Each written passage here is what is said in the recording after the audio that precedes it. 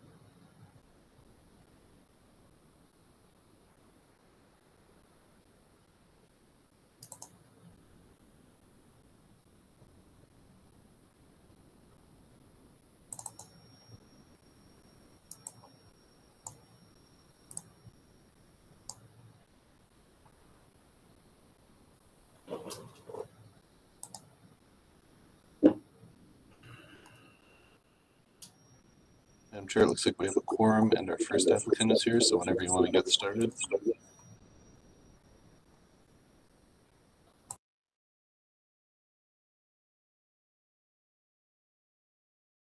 Apologize about that. Get to my mute button. Good morning, everyone. Welcome to our March 9th, 2023 Landmarks Commission meeting. It's nice to see everyone, even though it continues to be virtual. In compliance with notification requirements of Ohio's open meeting law and section 101.021 of the Codified Ordinances of Cleveland, Ohio, 1976, notice of this meeting has been publicly posted. All boards and commissions under the purview of the City Planning Department conducts its meetings according to Robert's Rules of Order. Actions during the meeting will be taken by voice vote. Abstentions from any vote due to a conflict of interest should be stated for the record prior to taking any vote. In order to ensure that everyone participating in the meeting has the opportunity to be heard, we ask that you use the raised hand feature before asking a question or making a comment. The raised hand feature can be found in the participants panel on the desktop and mobile versions and activated by clicking the hand icon. Please wait for the chair or facilitator to recognize you and be sure to select unmute and announce yourself before you speak. When finished speaking, please lower your hand by clicking the raised hand icon again and muting your microphone. We will utilize the chat feature to communicate with participants. The chat feature can be activated by clicking the chat button located on the bottom of the WebEx screen. Call-in users can unmute by using *6. All meeting activities are being recorded via the WebEx platform. These proceedings are also being live streamed via YouTube. All requests to speak on a particular matter via our website and email have been considered. We have also received emails from those who have provided written comment on a particular matter.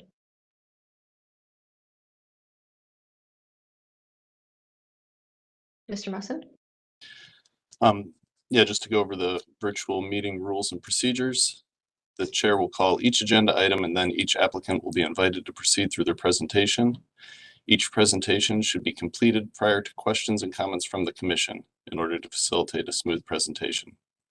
Once the presentation is concluded, the chair will ask Landmark staff to summarize design review committee recommendations and any public comments received. The deadline for public comments is noon on the Tuesday prior to any regularly scheduled Cleveland Landmarks Commission meeting. Any received comments are distributed to commission members prior to the meeting. Staff will also identify any members of the public present and scheduled to speak. Public comment is allowed at the discretion of the chair, and any individual providing public comment is permitted 2 minutes to speak to the agenda item in which they have an interest. The chair will then request a recommendation from staff. The commission will then begin deliberations and project review. Any commission member except the chair may make a motion at any point after an agenda item has been called. Thank you. We'd like to call the March 9th, 2023 Landmarks Commission meeting to order. Mr. Musson, please call roll. All right, Ms. Anderson? Here. Mr. Benezzi? Here. Mr. Kalikia? Here. Mr. Dreyer? Here. Mr. Edmond? Here. Councilmember Gray? Director Wong? Mr. Strickland? Here. Mr. Trosick? Here. And Ms. Trott. Here. Madam Chair, we have a quorum.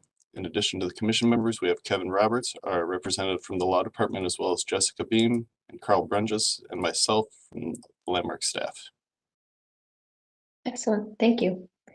We'll then begin with our certificates of appropriateness. We'd like to welcome our first applicant to unmute your mic and announce yourself and tell us about your project. The first applicant is located at 3820 West 33rd Street, fence installation.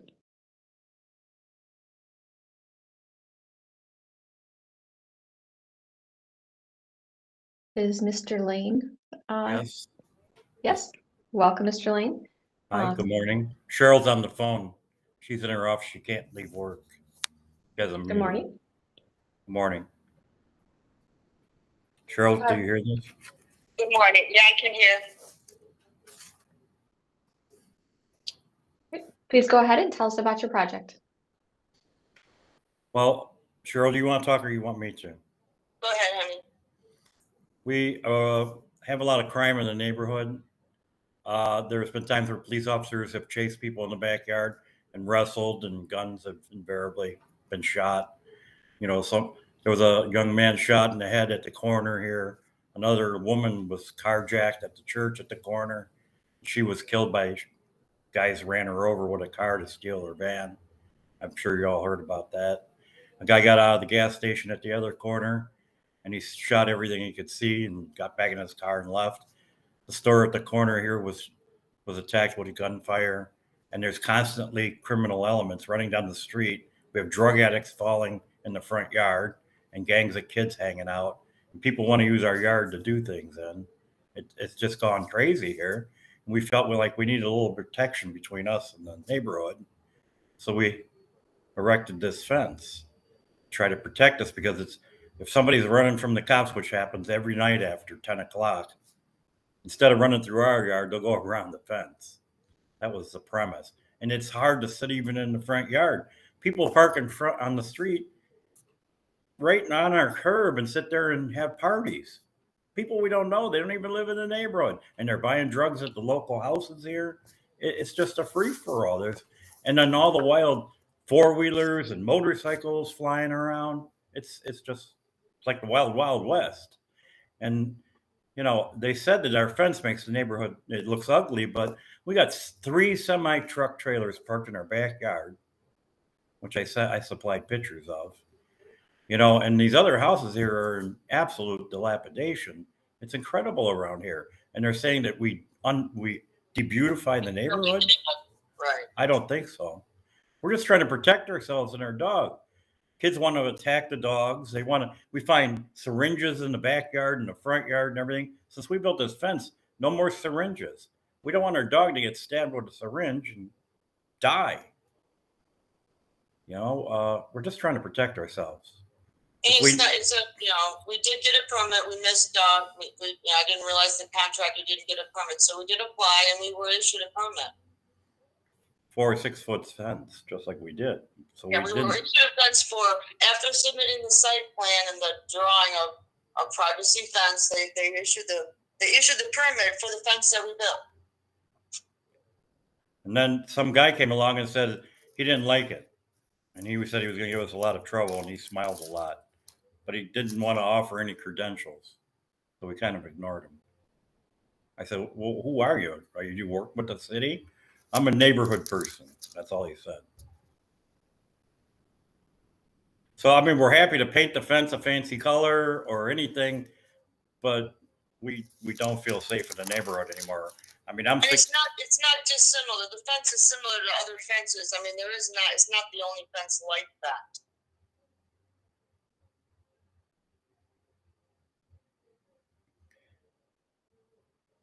That's the backyard. There's semi-truck trailers right there. That's our backyard. That's what we have to look at. And there's a fence on our street, just like ours, right at the driveway. There's another one. Sure, the pallet fence. Those are the trucks in our backyard. There's a pallet fence there, made out of pallets. Right on the street. There's another house with a fence. It's beautiful, just like ours. So how are we de-beautifying the neighborhood when our fence doesn't look anything close like some of the other wrecks around here?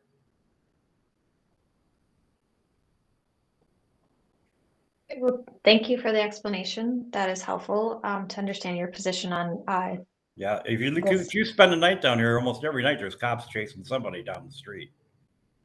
One night there was about 40 cops chasing a guy. I don't know what he did. But he's the one they caught in our backyard and they wrestled. They lost handcuffs, belt buckles. I'm afraid somebody's going to get shot in our house. We got a bullet in the front of the house already. Right. Understand. All right. Well, thank you for the presentation. We are going to move this forward by, could we first hear from staff related to the design review committee recommendations? Yes, thank you, Madam Chair. This project was reviewed by the Near West Design Review Committee, which recommended disapproval for it. They found the fence not appropriate for the context and not code compliant. They said a 6-foot board-on-board, 100% opaque fence is appropriate along the building setback line, where an existing chain link fence appears to be. All right, thank you. Was there any public comment, or should we move right to staff report?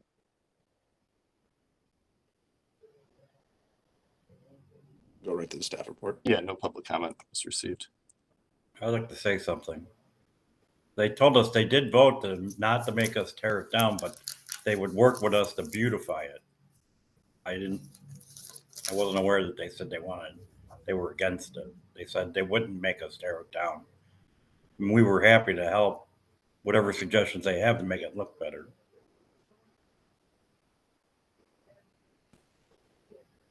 Okay, go ahead. Move on with the staff report. Yes. Staff feels that the fence is not appropriate for the historic district and does not meet code. Project has a pending Board of Zoning Appeals case. BZA actually received this appeal and sent it to Landmark so that it could go through the design review process before the Board of Zoning Appeals makes its final decision. Landmark staff agrees with the local design review committee's recommendation to deny the proposal. This type of fence is appropriate for a rear yard, but not a front yard. It also appears that the permit that was issued was for a 4-foot fence with 50% opacity and not a 6-foot fence with 0% opacity. Please note that the permit was issued after the drawing of a 6-foot fence was submitted. It was approved. They changed their mind after that. I sent in the drawing because they originally sent it back saying they forgot to send in the site plan. So I sent in the plan for the fence that is currently there, and after submitting that drawing, it was an issue, a permit was issued. So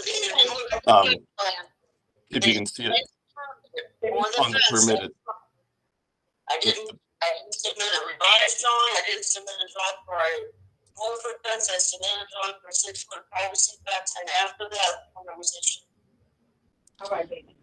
Okay, have a good you can see on the permit, it says permission is hereby granted to install 150 linear feet of a 4-foot, 50% open ornamental as per plan. Fence must be on the same parcel and as far away from neighbor's house as fence height.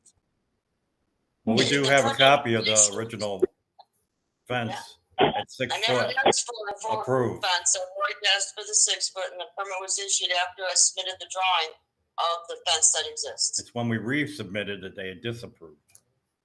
No, I didn't resubmit. The only thing that happened was I submitted the application for a permit. They sent it back to saying that I had not submitted a site plan or drawing. So I submitted the drawing of the fence that exists, and after that, the permit was issued. It wasn't declined because of the drawing being unapproved. It was issued. So they made a mistake. It wasn't on my part. It was someone on that end that issued a permit after I submitted the site plan with the drawing of a 6-foot privacy fence. And it's very clearly described as a 6-foot privacy fence on the drawing that was originally submitted. And I have not submitted any other drawing. Well, I think the issue that we're having here is that the permit clearly does say something different, and at this time in front of us, we don't have the drawings that you submitted or didn't submit. Mr. Brunges, you had additional comments? I see Give your you hand guys up. copies of all. Thank you, Madam Chair. What is shown on the screen is the original building permit. There is a secondary permit sitting in our system, which is what is triggering this review.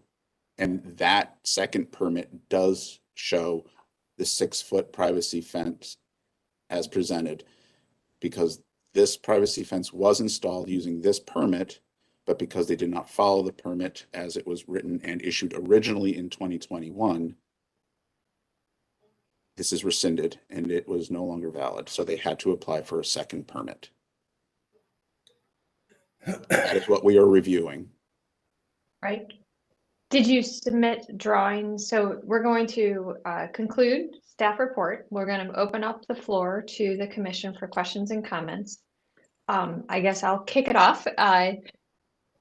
When was this fence installed? 2021. So the 6-foot fence was installed in 2021. Yes, it was, I don't know the exact date. Okay. You know, and all the permit stuff was happening during COVID shutdown, and nobody was in the offices. Got it. And we don't have the original drawings, Mr. Brunges or Mr. Musson from that was related to this permit. Yeah, David has. 1 second, ma'am. Give me 1 second. I've asked our staff a question. So 1 second, Mr. Brunges or Mr. Musson. We do not have those drawings. Okay. Ma'am, I'm going to open up the floor to our commission to ask some questions, and then we can give you another moment to respond to our questions. So if you don't mind waiting for 1 second, let me go through our commission members' questions, and then you can respond to that question and maybe some additional ones that they may have. So Mr. Bonazzi. Thank you, Madam Chair. So Carl, you said there's a second permit, and that's how this whole got started. Yes, what happened was, and I can say this is during the pandemic and I went out for a site survey on West 33rd Street for Dominion. And while I was out there, I saw that this fence had been installed. And I did not remember anything about this going through a review, and I knew that the 6-foot fence would not be allowed in the front yard, particularly a privacy fence, because it's not appropriate and it's not to code. Correct. I sent word back and I notified Building and Housing of this. And I believe they issued a violation notice. And this original permit was never routed to Landmarks. The second permit was. But the And second permit, yes, we have that sitting in our queue for permits. The original permit at 6 feet would not have been issued because it would have required a variance. And Building and Housing cannot issue that variance without going through BZA. I see. So- Yeah, okay. I'm understanding what's happening now. Thank you.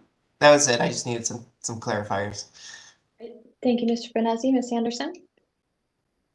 Thank you, Madam Chair. This question is for the applicant.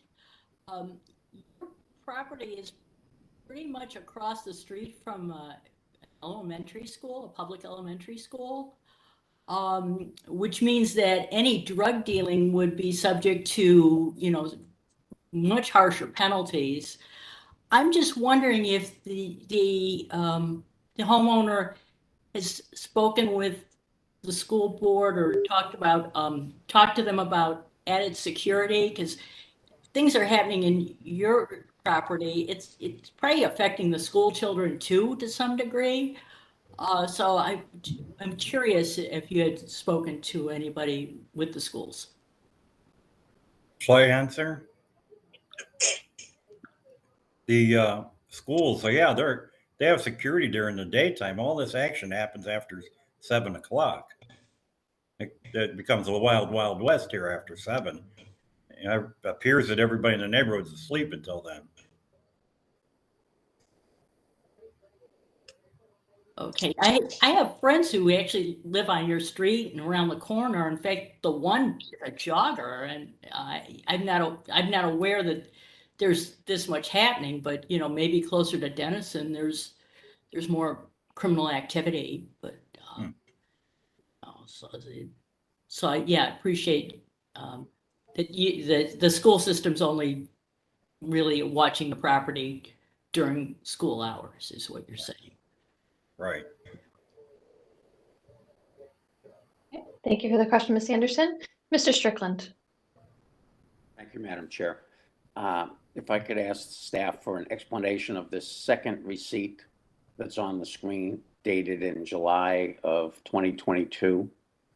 Is this a receipt for the permit application after the violation was issued?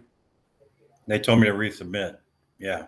That's the receipt for the BZA, because they requested to go to Board of Zoning Appeals to have the zoning on this eliminated so they could have it. When that was submitted to BZA, they said you need to go through the landmarks process because it's in the landmarks district. So before BZA could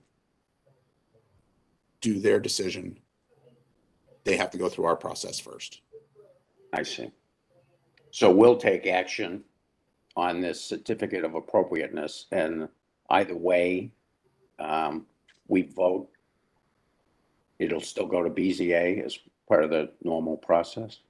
Correct, because it would require the variance. Okay, so they still have an opportunity to go through a variance process for consideration by BZA, regardless of the outcome of this certificate of appropriateness. Okay, I just procedurally, I wanted to kind of understand. So this has been pending since July. Is that normal that it would take this long to be considered? There's been extenuating circumstances for this, and we've been working with the applicant and understanding the personal issues that were going on. So we want to make sure that we get this through, that they have the opportunity for due process, but we also understand that there's items or happenings in their lives, which I'm not at liberty to talk about. If Mr. Lane wants to talk about it, that's fine. But we're just, as soon as we were able to get them onto the schedule at their availability, we have them here. It should not take this long, no. Okay, and I have a further question about, you said that the current installation violates the fencing code or zoning associated with fencing. But it seems to me that, I guess primarily on commercial properties, that we have granted certificates of appropriateness for the installation of 6-foot fencing around the entire perimeter of some properties. Can you explain the code violation associated with this installation?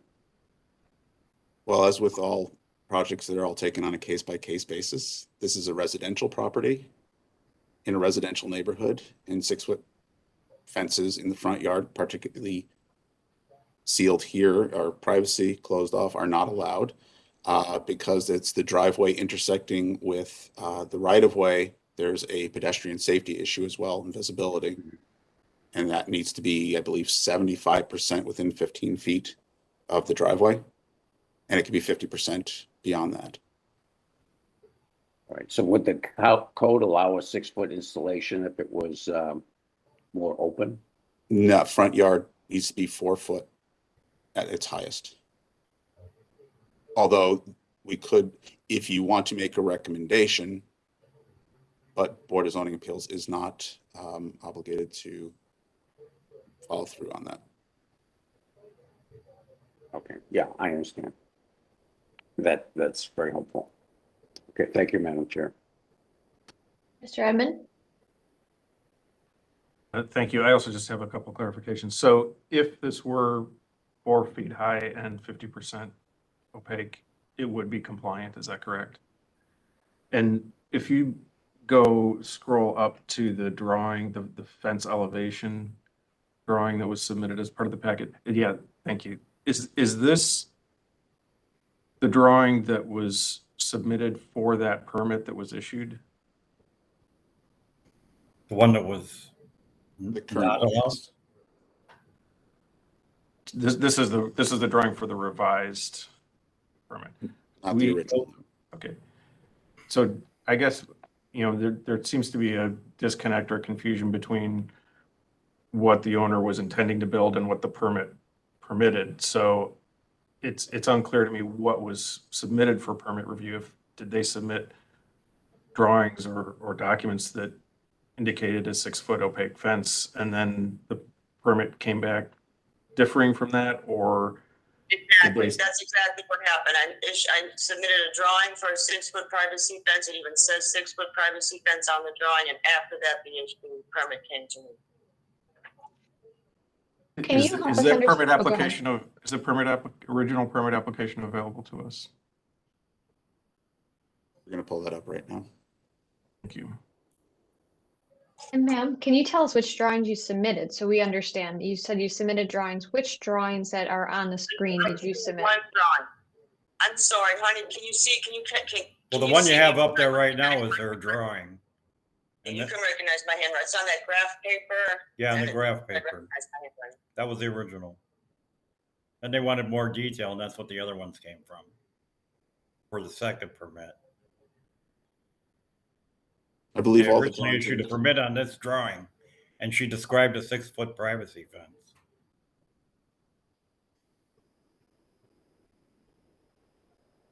So this is from the original permit application from 2021?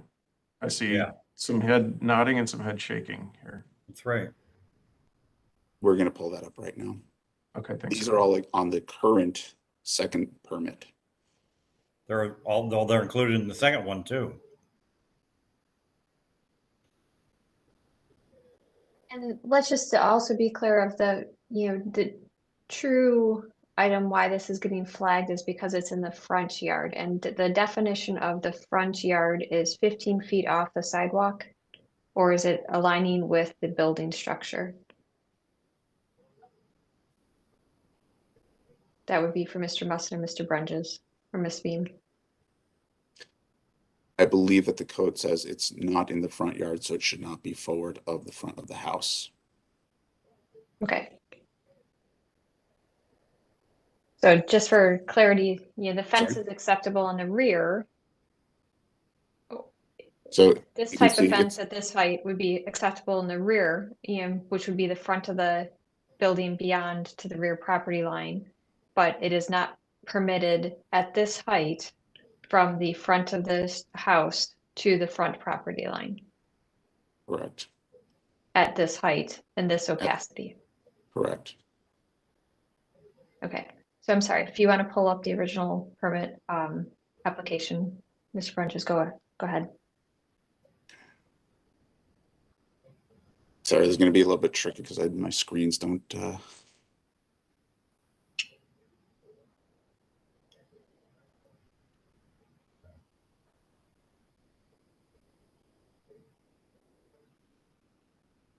It's going to take a minute. Okay.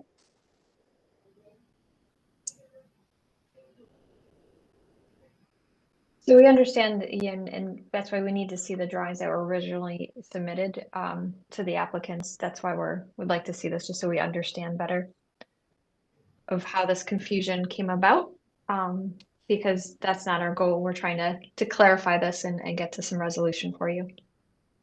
Madam Chair, there are no documents attached to the original building permit in Excel.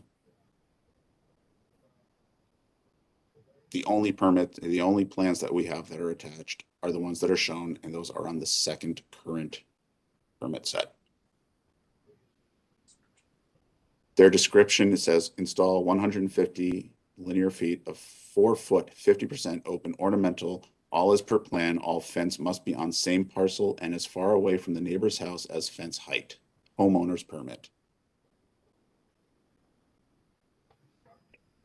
So it sounds like there was just a confusion related to this.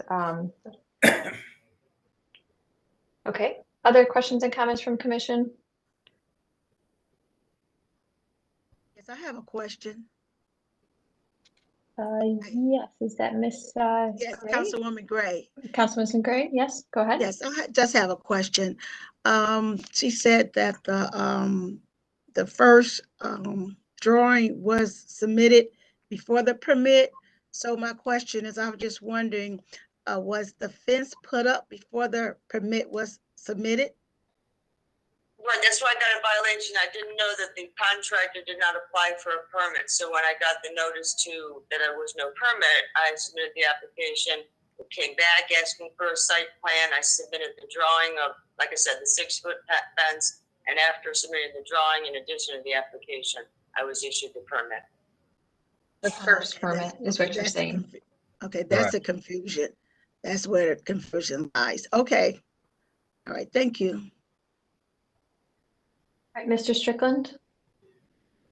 Thank you, Madam Chair. The last question that I have is in regard to that other permit stipulation that the fence height be no higher than the distance to the adjacent neighbor.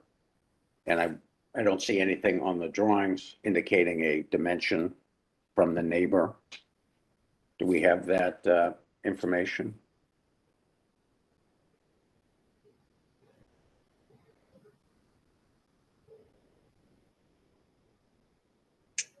It does not appear to see show that.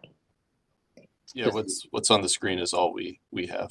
Yeah. So can the applicant, you might not have specific information, but generally, you know how far the fence is from your neighbor's property or the neighbor's residence? The neighbors where it runs adjacent to, on the Dennison side of the street, that would be the south side.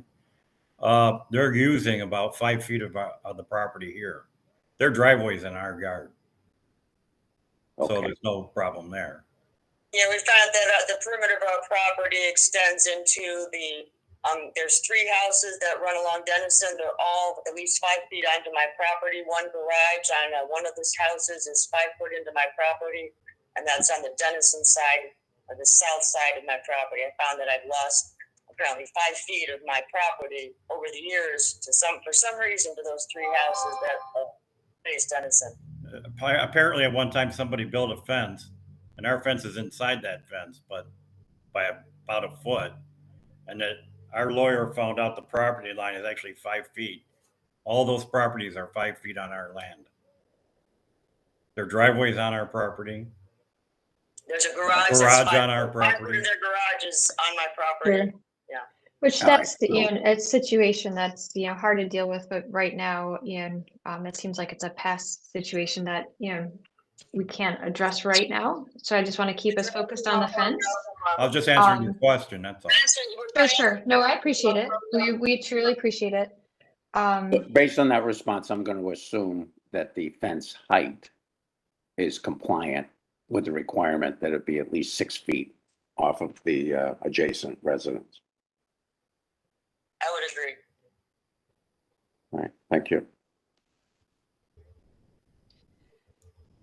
So we have an existing situation here with some confusion because we cannot identify the original drawings, what the permit was at. The fence was started its construction before the permit was, you know, issued. Then there was a permit issued, but it does not correlate with what you are saying. And you have to go on your word that you submitted this drawing, you know, originally. So that's where this confusion is. And like we said, this height of fence is not an issue if it was from the building property to the rear, which is, you know, what it looks like you are actually maintaining your existing fence in those areas that's mostly chain linked. This fence was only put on your front yard. Is that correct? Correct. You know, if you had continued it with a chain linked or at a lower, had this at a 4-foot height, we wouldn't even be talking about this. So I think it's, you know, that's truly, you know, the issue here is that, you know, the permit did say something different than maybe what you submitted, but, you know, per our code, if you did it 4 feet, it would have been acceptable, but it's a 6-foot high and the material is the second trigger of why we're here. I think I thought that's the reason for applying for the variance, because it is out of the regular. It is. And that is why you need to apply for a variance. I personally feel that this is, you know, is obstructive at the front of the building. You know, because the reasoning is because it is a safety hazard along the sidewalk while you pull out. For people to see you and children to see you if they're walking to the school. So that is, you know, my personal issue with this fence. I understand the safety and we want you to be able to protect your property. But I think the height that you placed it, and it's not consistent with the material of fencing that you have around the remainder of your building. I personally have issues with this, you know, the height and how it's constructed. So I'm personally not in support of this fence because of the safety issues that it does present to the community at the current height and location related to your drive. Other commission members? Mr. Edmond.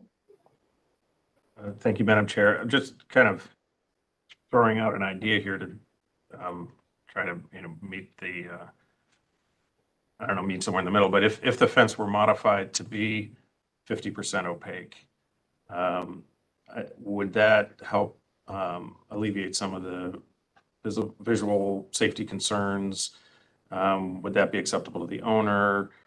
You know, I think it might be pretty difficult to modify the height to 4 feet, but it seems like it might not be too difficult to remove every other board. So I don't know. I'm just throwing that idea out there. That doesn't solve the syringe problem in the front yard for sure. And it's easier to climb that way. Yeah, it doesn't solve our safety issue.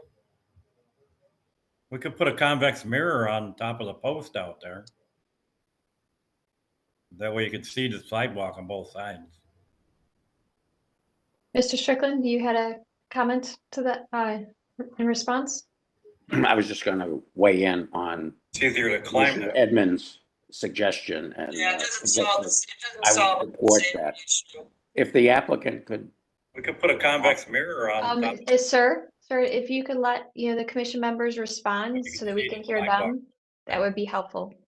Mr. Strickland, go ahead.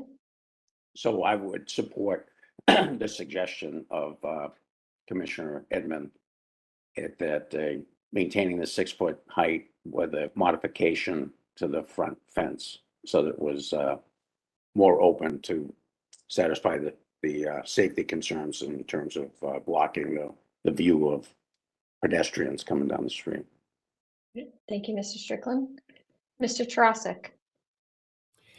Yes, I would agree with Mr. Edmonds and Mr. Strickland as well. I think that that type of modification, although, and I understand hearing the applicant's concerns about being able to climb and syringes, but I think that modification still provides more of a deterrent than there would be without any type of fencing at all.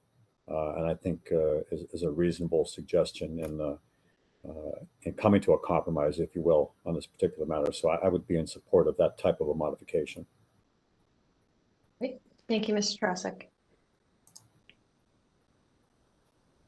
Other questions or comments? Yes, I have a maybe a question. It could be a comment.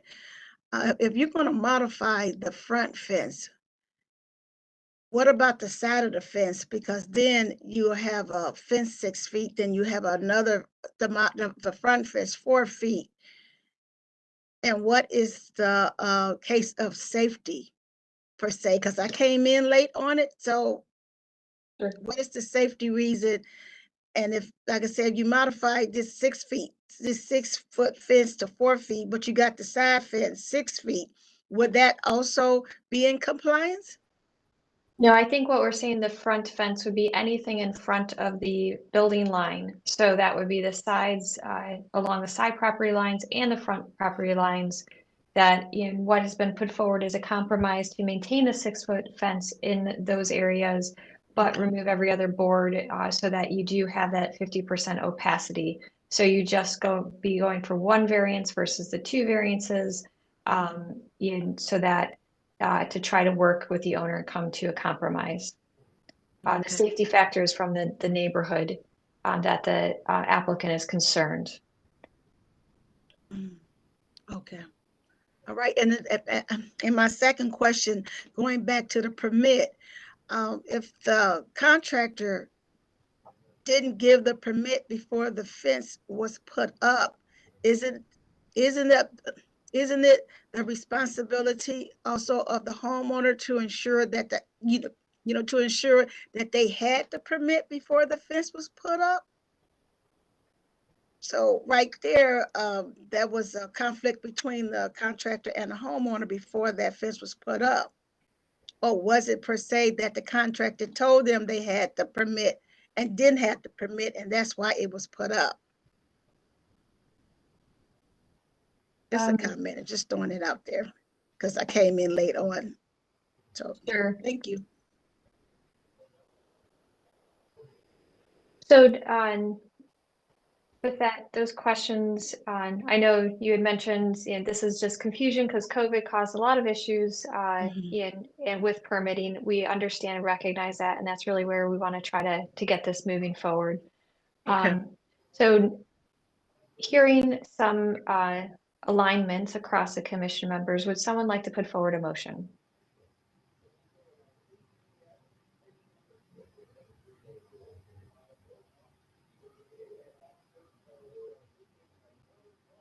Mr. Strickland. Thank you, Madam Chair. I thought Carter was going to jump in there since it was his suggestion, so I I was just thinking about how to frame it. Go ahead. All right. So I think the motion would be to reject the applicant for the certificate of appropriateness for the 6-foot solid fence with a suggestion, representation to the BZA that the Landmarks Commission would support a modification to the front fence and the side yard fence back to the building line, that the 6-foot height be maintained, and that it be 50% opaque in its final configuration. Thank you. So we have a motion on the table. Do we have a second? I'll Mr. second that. We have a second. Any further discussion? Seeing none, Mr. Musson, please call roll and announce results. All right, Ms. Anderson, Yes. Mr. Benezi, Yes. Mr. Colicchio, Yes. Mr. Dryer, Yes. Mr. Edmond, Yes. Councilmember Gray, Yes. Mr. Strickland, Yes. Mr. Trasick, Yes, yes. and Ms. Trot. Yes. Madam Chair, the motion passes unanimously. So to the applicants, I hope you understand we're trying to, put forward a compromise to you, understand your situation and want to work with you. But we do need that, working back with us so that, you can maintain the security of your property, but work within the requirements of the area. So, as you proceed through BZA, you understand where, we sit and what our recommendations are. I understand. Thank you. Have a great day. We'll move on to our next applicant, located at 6601 Franklin Boulevard, renovation updates.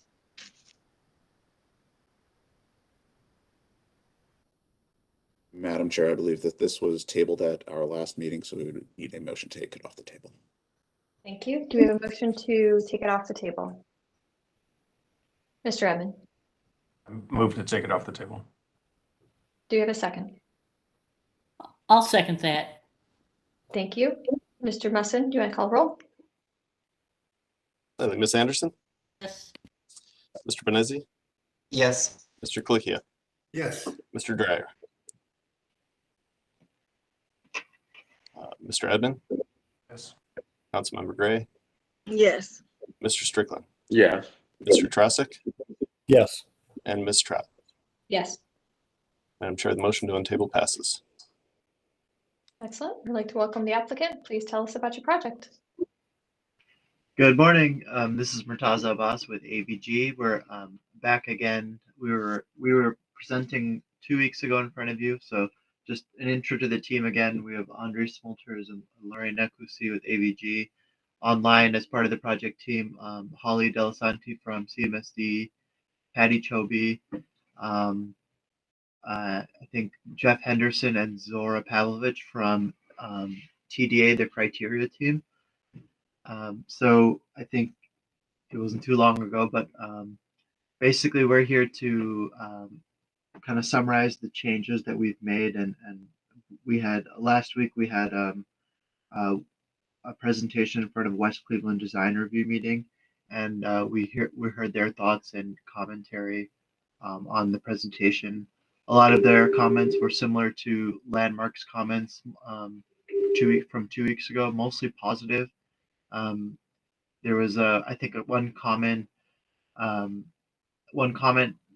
that we heard back from them as well was possibly reducing some of the horizontal brick banding. And so I guess I have one question before I kind of jump into it. Is there a summary or something that has been sent to Landmarks? Do I need to go through in detail on this presentation again? Or is it basically to provide the updates to last Landmarks presentation, which was 2 weeks ago? I think just reviewing the updates that you've done so that we are clear on that would be helpful. We received your full slide presentation, but I think if you could highlight the updates so we're clear on that, and then what the design review feedback was and what your response has been to it, that would be helpful. Okay, So great. I don't think you need to go from start to end, just jump right to where, so we understand the updates. So the design review did pass 7-1 last week. There was some commentary on the brick colors and the metal panel colors, but in general it was fairly positive.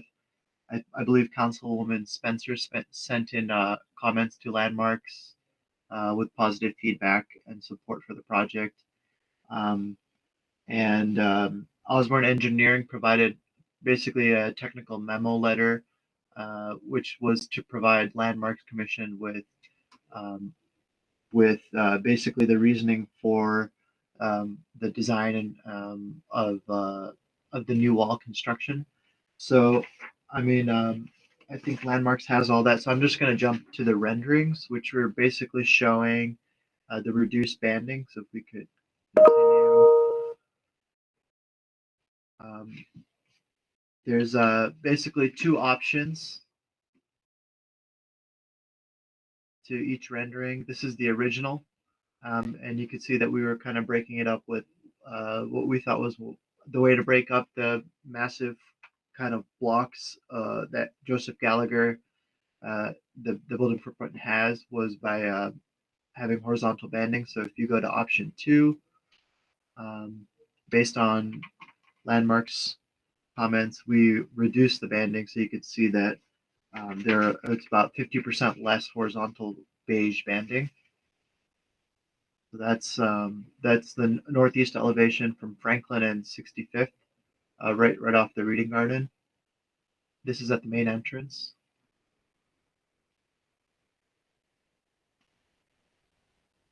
So this is the showing the canopy that was that we were showing to provide coverage for students and bikers, and also to kind of enhance that this is the main entrance. This is option 1. And option 2 is a little bit reduced banding.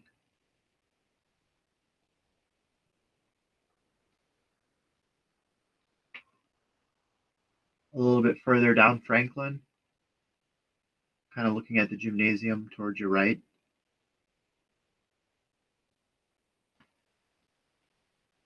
Option 1. Option 2.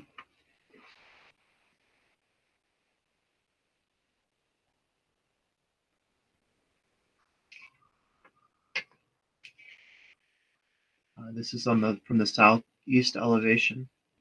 Option 1. Option 2.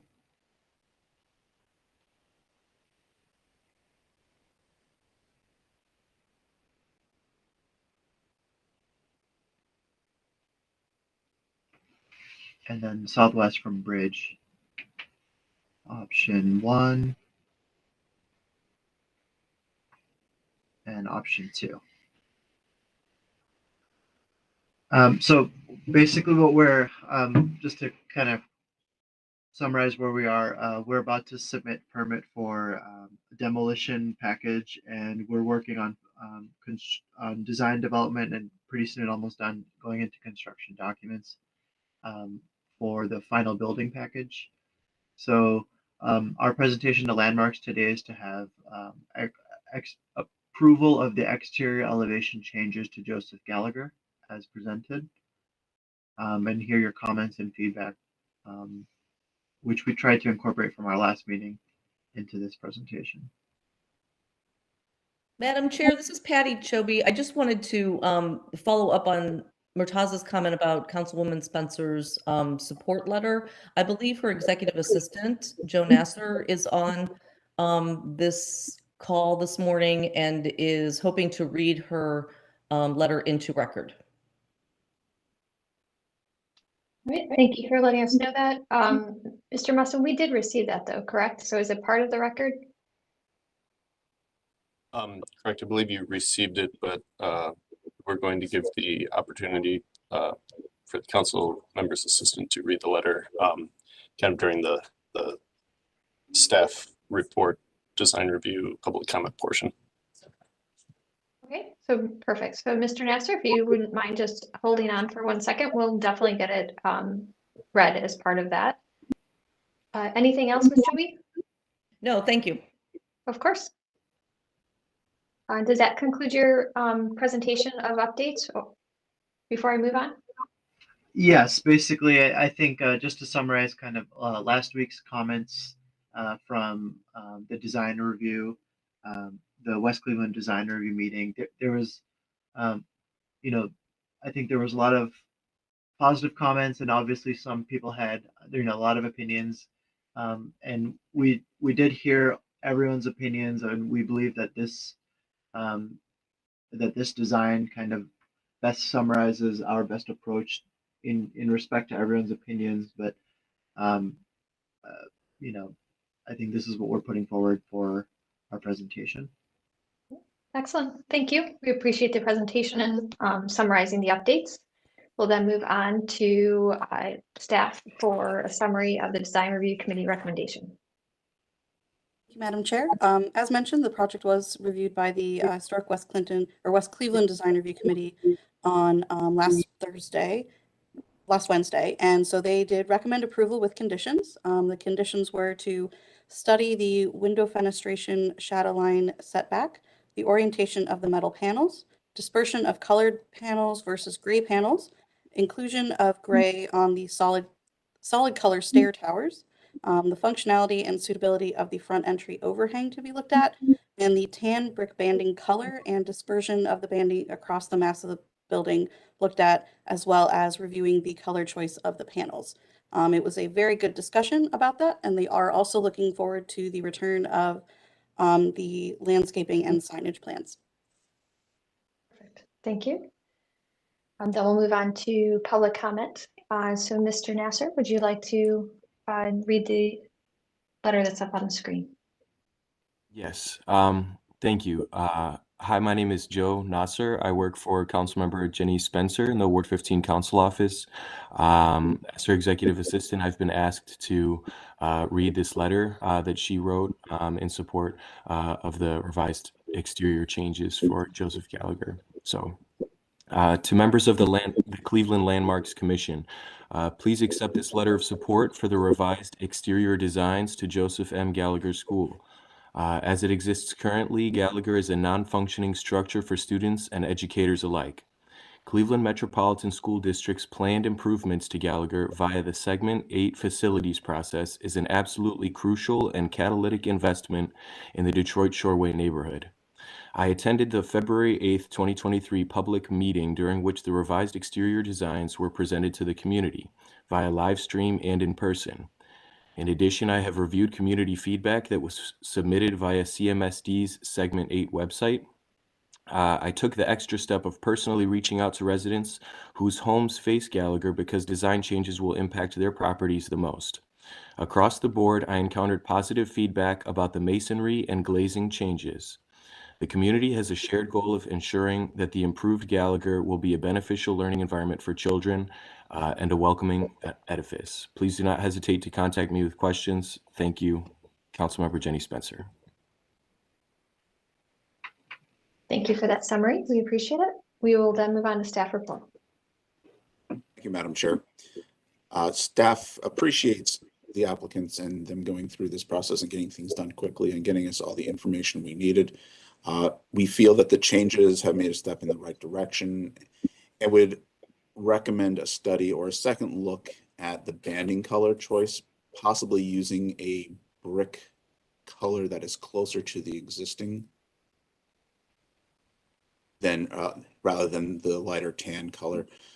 More details on the windows and possible tint and a closer look at the window shadow lines there as well. Otherwise, we would recommend approval. Thank you. Thank you for that report. We'll open up the floor for questions and comments from the commission. Go ahead, Mr. Edmond. Madam Chair, and thank you to the applicant for being so responsive and listening to the comments that we had. I think we're getting down to some fairly nuanced tweaks to the design, none of which I think should hold up what is a really great improvement to this facility. Nevertheless, I'm going to pontificate a little bit. So, and in responding to the neighborhood comments, I would say the stair towers being the monolithic color, I think is just fine. I wouldn't think that it's really necessary to try to introduce some of the background gray. Also, the canopy and setback along the main front seems really well in proportion, and I think doing its job of identifying that I think the banding color could be studied. That's something that I think tends to continue through design, maybe a brick selection, but is a nuance. I would say, and I was one of the ones who was advocating less stripiness, but I would say that between the option 1 and the option 2 that you've shown, I think they're both improvements, but I think the option 1 with a little bit more striping on the pedestrian level helps to bring the scale down. I think it it differentiates that a little bit. So I think the option 1 is a pretty handsome way to approach that graphic differentiation. I also noticed that between option 1 and option 2, the specifics of the pattern of the metal panels is different. I don't know if that's intentional or not. It doesn't seem to make much difference, but either way, they're both sort of quasi-random 50-50 color and gray. So I don't have a good opinion about that, but I do like the option 1 brick pattern.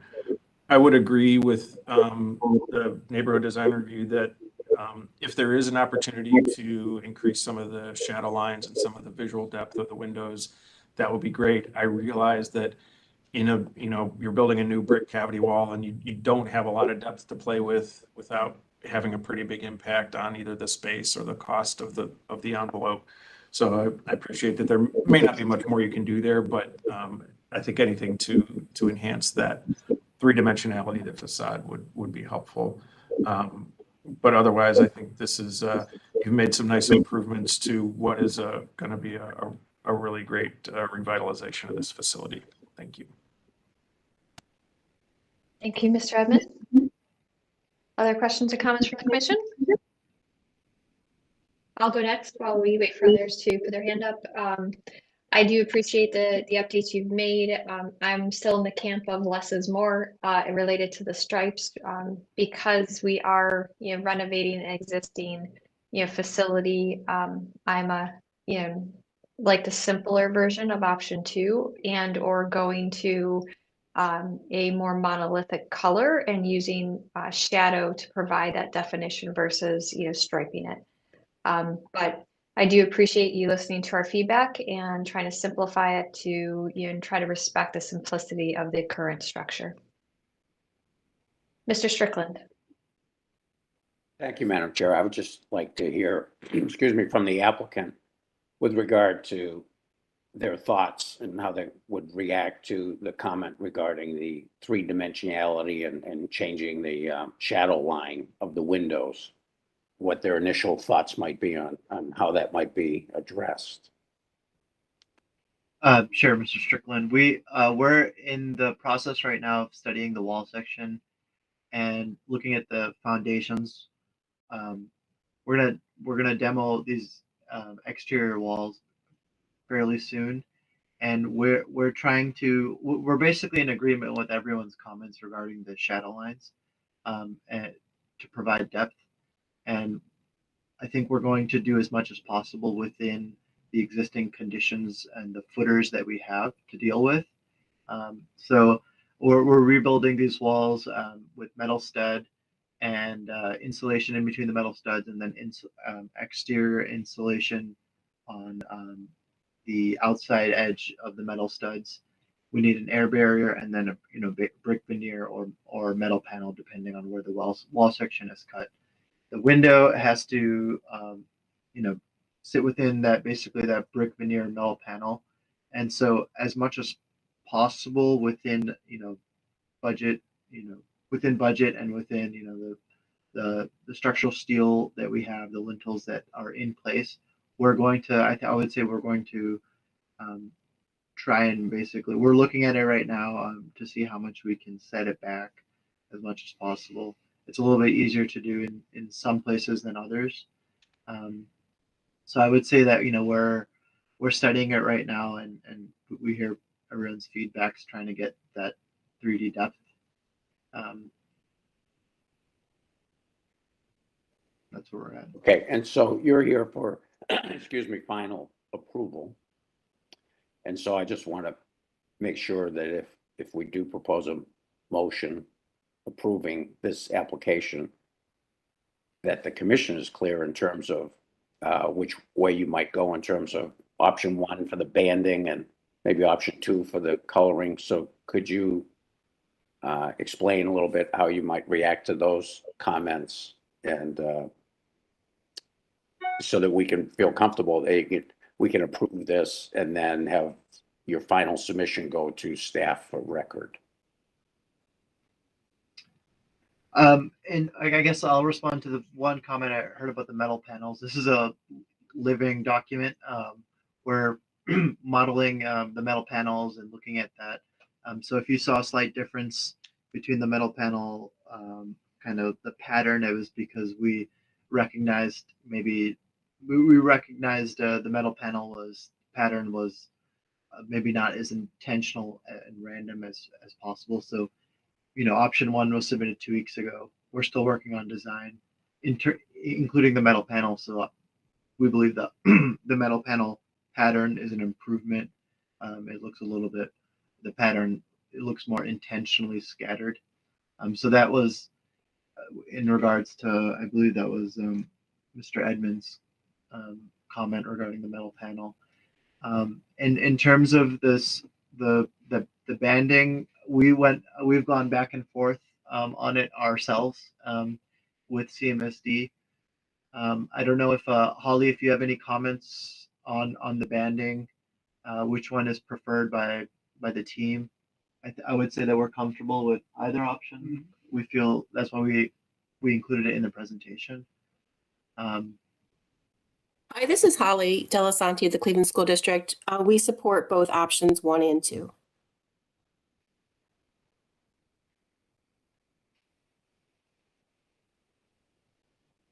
Yes, I'll hand it off, I think. I'm done.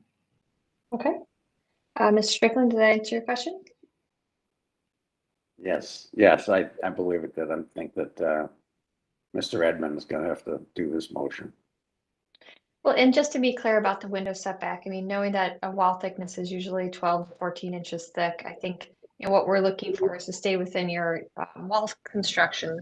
So rather than setting it proud to the front, which it appears in the renderings, setting it proud to the rear and using a brick return or a metal sill return to provide that shadow line. So like that 5 inches, I think could make a improvement and really pay homage to the original architecture, but work within your existing structure. Understood. Other questions or comments from the commission?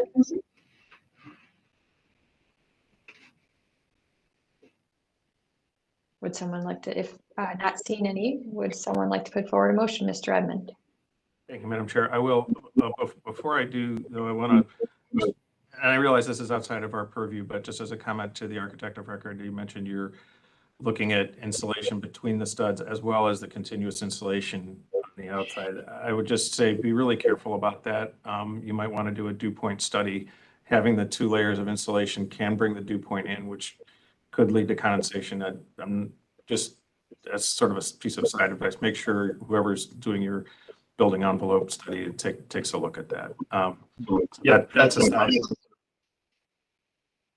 Sounds like you're aware of that.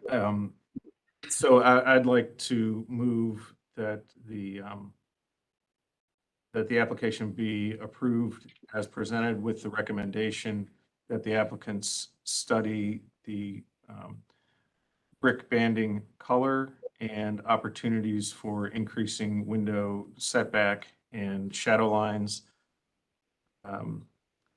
and also finalize the location of the location and quantity of the brick banding. Okay. And metal panels, are you, so you're leaving it up to them for the brick banding configuration and the window placement? Do we have a requirement or related to the metal panels, option 2 or option 1? They obviously need to finalize it, but I think at least as far as I can see, the option 1 and option 2 both work pretty well. I think there's probably going to be still some refinement to it, but I think they're well within the sort of the the parameters of what works there aesthetically. So I wasn't going to add any requirement to the motion about that. Okay, so we have a motion on the table. Do we have a second?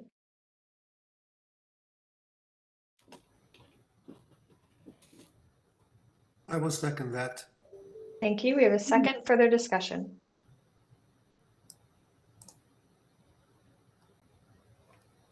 Not hearing or seeing any. Mr. Musson, could you please call roll and announce results? Ms. Anderson, Yes. Mr. Benezzi, Yes. Mr. Clicchia, Yes. Mr. Dryer, Yes. Mr. Edmund, Yes. Councilmember Gray, Yes. Mr. Strickland, Yes. Mr. Trosick, Yes. and Ms. Trott. Yes. Madam Chair, the motion passes unanimously. All right, excellent.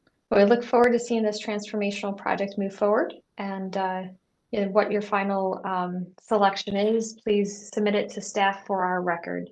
But obviously, this will be a huge impact on the neighborhood.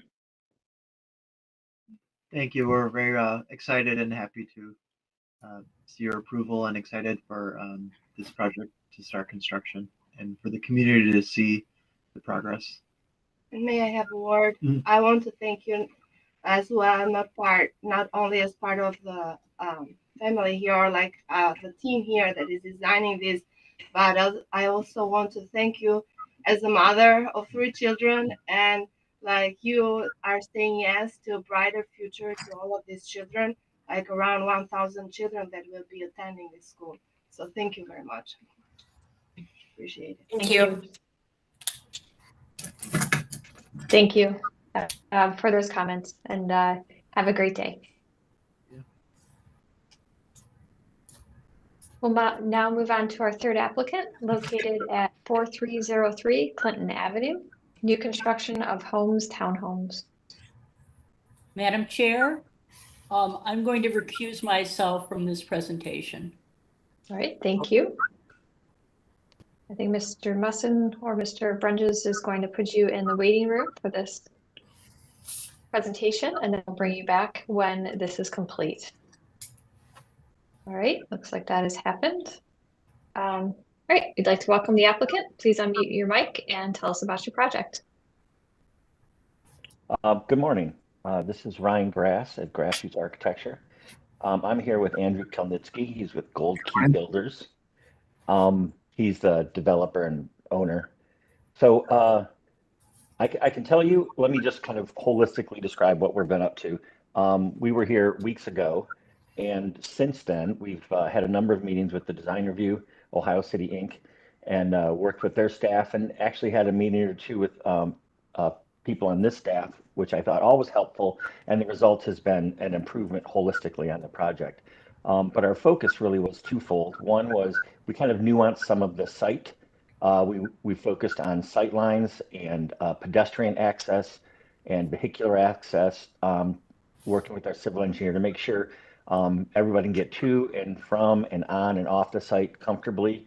And so that was kind of part one. Part two was focusing really on the architecture of the building types. So as you recall, and we'll get into some drawings, is that the site consists of 3 single-family homes that are positioned on Clinton Avenue.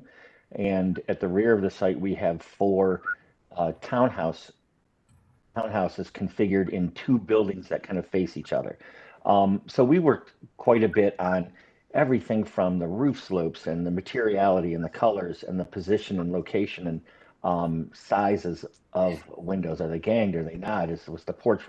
What are the porch designs? So as a result, what we've brought you today is kind of the culmination of all these investigations and exercises, and we'll do that. So I apologize. I don't know who's in charge of the slides, but we can kind of flip through the first few. This is just some imagery of houses that are on Clinton Avenue. You can see a mix of townhouses and single-family homes. It's primarily a single-family home street.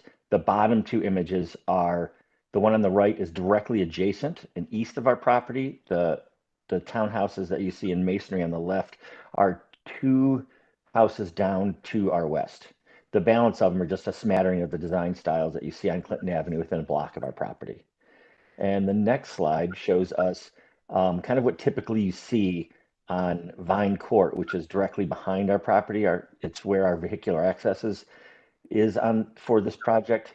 The large picture that you see in the upper right corner is specifically on the left is our property, and on the right is the carriage house for the Franklin Mansion. We kind of butt up to the back of their property. And again, the rest of it are what you see is like parking lots and garages. There is a smattering of homes positioned on Vine Court, but it's by no means the predominant use for Vine Court. It's essentially an alley, and there's a few, let's say 3, I think, 4 properties on our block and within the next few hundred feet that are kind of residential entrances, which ours in our hope is to add to that number and have it go up 1. But as you can see, it's mostly parking lots and driveways and garages. So the balance of the slides are, oh, I'm sorry, I forgot. Here's our site plan. So where we've landed is now in this drawing, if I can orient you, Clinton Avenue runs horizontally at the top of the drawing. That is north. Vine Street is at the bottom of the drawing, running right and left. And you can start to see this as we work from the north to the south. We've got the sidewalks and kind of those, there's 2 existing curb cuts that are in the tree lawn. We're proposing to remove those and add in just pedestrian sidewalks that get from parked cars to the pedestrian sidewalk. Those are all up and down the street. We just think they're helpful. And as you run south, there's the front porches and the single family homes. There's a rear yard with a small patio and 2 car garages for each of the single family homes. We've pushed 2 of the homes kind of to the east, and the 3rd home that's on the west a little to the left, so we can get as much space on what you see as that kind of vertical dark sidewalk that runs, that kind of bisects the site. That's the pedestrian entrance that gets you to the townhouse off of Clinton Avenue. In the back, you can start to see the orientation of the 4 townhomes. 3 of them face each other on what we're calling our little homey street. As you enter from Vine Street and come up the drive, you'll see from the imagery that it's our goal was to make it feel as though it wasn't just a vehicular access, but the homes face that area. The one anomaly is townhome number 1. Its entrance faces north, so it's kind of a visual terminus of that pedestrian walk from Clinton Avenue. And we really just kind of played with the site, with the unit plans, and played with the site plan, pushing here and there. So to a point where we were really comfortable with ensuring that vehicles can get in and out of the property from Vine Street without any real difficulty. There's upwards of 24 feet in the alley and 24 feet between the garages, and everybody gets a 2-car garage. So those, I think, from our experience, has been pretty standard dimensions. So I believe now we get to see what the results of our investigations are relative to the design. At the very bottom of the page, the primary elevation are those 3 townhouses. And you can see kind of between the red and green one is that pedestrian walk that will get you to the rear townhomes. There's we included a gable that faced to the front, and we positioned the front door there. So it just has a terminus visually. The other 2 images on this page are just some overall images of the development itself. You can start to see the townhouses in the back and a little peek at the garages. Next slide, please. This page focuses on the townhomes. The upper right picture is kind of this kind of area. You're kind of floating over the Franklin Mansion, if you will, and you can start to see that kind of that vehicular entrance where we've you can start to see where the entrances face each other and how the materiality of the drive has been changed to, of course, engage people that have to walk back there and people getting to their units, but also it's just a nod to the cars and coming in and out, that this is something different than just a driveway. And another slide. Oh, so these last two are just kind of, we've inserted the imagery of the buildings into the streetscape. So you can start to get a sense of their position, their scale, and orientation. We added a site section in the bottom left corner. That's to help understand the sight lines in the pedestrian way, and also the impact of what we feel the townhouses, or frankly, the lack of impact is the way we like to put it, of the townhouses, their height as relative to the front buildings and a position on the street. So for example, there's a faint kind of diagonal line that runs across that image. That is, it starts at a 6-foot height on the opposite sidewalk, farthest away from the front of our buildings. And we just wanted to illustrate that the townhouses visually from Clinton Avenue are they're not particularly impactful at all, because we understand that they're not short buildings. They are 3 stories. The floor-to-floor heights of those are smaller than the front buildings, because we just felt that the single-family homes need to be appropriate to the adjacent homes and a little more grand. So the floor-to-floor heights of the single-family homes are significantly more than townhouses. And we also, as a final note, the townhouses from the adjacent property lines, the second and third floor pulled back about 8.5 feet from the property line. So the adjacent properties have a 1-story garage with a roof deck on it that's against the property line, and then 8 feet from that is where the townhouse height proper comes in. So we've pulled that back from the Vine Street. We pulled it back about 7.5 feet, and then from the adjacent properties, those taller elements are about 8 feet from, well, 8 feet plus 3, so about 11 feet from the property line. We recognize that the townhouses aren't small buildings, but we felt that in the positioning them as close to the rear and center as we can be as least impactful as possible. I do believe there's one more image of the street, and that really kind of concludes what I had to introduce to you and update you on. I'm sorry, there's a final sheet that I think is suggests some materialities. Aluminum clad wood windows, painted fiber cement on all of the single family homes with wood front porches, some of them with traditional kind of balustrades, others with curved kind of profiles on the balustrades. And we're also calling out the garages. Once we get past the first single family homes, our suggestion was to first put up a stained and sealed treated wood fencing that is 5 foot high to demarcate the different single family homes rear yards. And also we're suggesting that some vinyl materials are on the garages and the townhouses. So that is it. I appreciate your patience. That was a lot to go over. And I'd love to hear some comments. Excellent. Thank you for the presentation. We'll begin with staff summary of the Design Review Committee recommendations. Oh, this went really well. You'll love this. Thank you, Madam Chair. After a long discussion, the Ohio City Design Review Committee voted 5-1 to recommend the denial of the proposal based on the grounds that the site plan is not appropriate and sets a bad precedent. The committee discussed the improvements made to the design of the homes on Clinton Avenue. They also suggested that the materials on the rear buildings match the front. So basically not using any vinyl, but instead using fiber cement siding and aluminum clad wood windows. They also recommend using tongue and groove fiber cement siding on the porches instead of decking material. They also made some suggestions and asked for more details on the landscaping and paving if moving forward. So lots of suggestions, but ultimately they voted to deny or to recommend denial. All right. Thank you, Mr. Mosen. Then we'll move on to city departmental feedback. Mr. Lull. Good morning, Madam Chair, members of the board. Nate Lull, Ohio City Incorporated.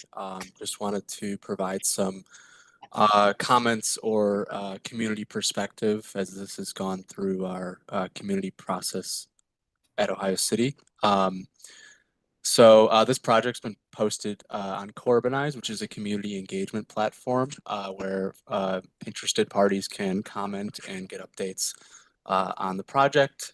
Since this has been posted since October of 2022, this came to a community meeting at Urban Community School in October of 2022 as well. A lot of concern at the meeting was raised regarding the townhome units proposed on the rear of the lot and the loss of backyards for single-family homes on the front. On Corbinize, similar concerns were raised regarding the townhomes in the rear. Many comments agreed that townhouses would be more appropriate if they had a frontage on Clinton Avenue, or single-family or even two-family homes that fronted Clinton with rear yards. But again, the main concern and objection was the townhouses proposed on the rear of these lots. And more recent comments were actually very much in favor of the reworked design of the single-family homes. And there were also some comments in favor of the additional density of the townhomes. So that's kind of the community feedback that we were able to gather. So thank you for consideration. Excellent. Thank you for that summary. We'll move on to staff report. Thank you, Madam Chair.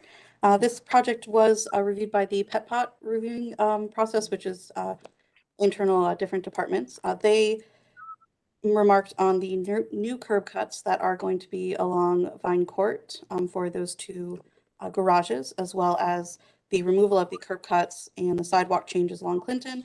They also remarked on the fact Vine Court is not a plowed alley and questioned the waste pickup plan and had concern for the large tree along Clinton being retained. The project will still need townhouse review to see what variances, if any, would be required. And historically, the site for the construction had two homes, one a little bit set back on the property and one more in line with the neighboring homes and their setbacks. At various times, there have been 2 or 3 structures along Vine Court. The tallest of those would be 2 stories, so different buildings, auto houses, have you.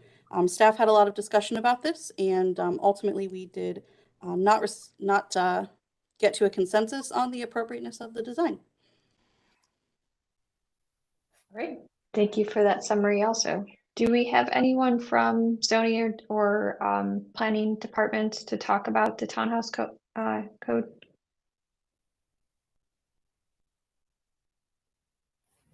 Madam Chair, it does not look like we have anyone present. Okay, excellent. Then we will move on and open up the floor to the commission for questions and comments. Who'd like to start us off? Mr. Strickland.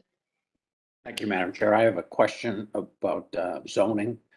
And does this project require a variance for lot coverage?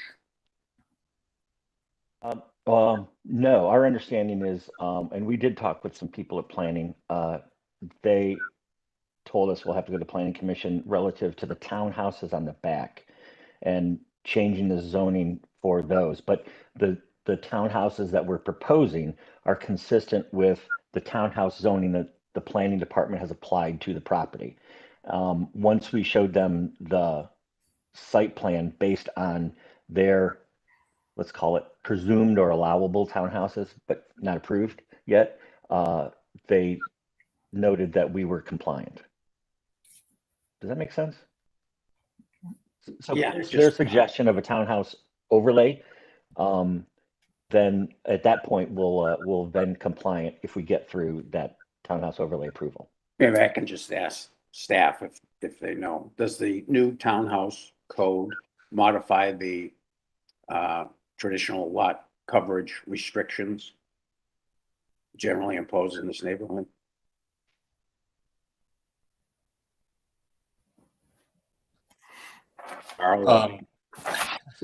Sorry, we're not exactly sure. I apologize. Yeah, we thought we'd have someone from zoning here to speak to all those issues. So I don't think we have that information today. Sorry.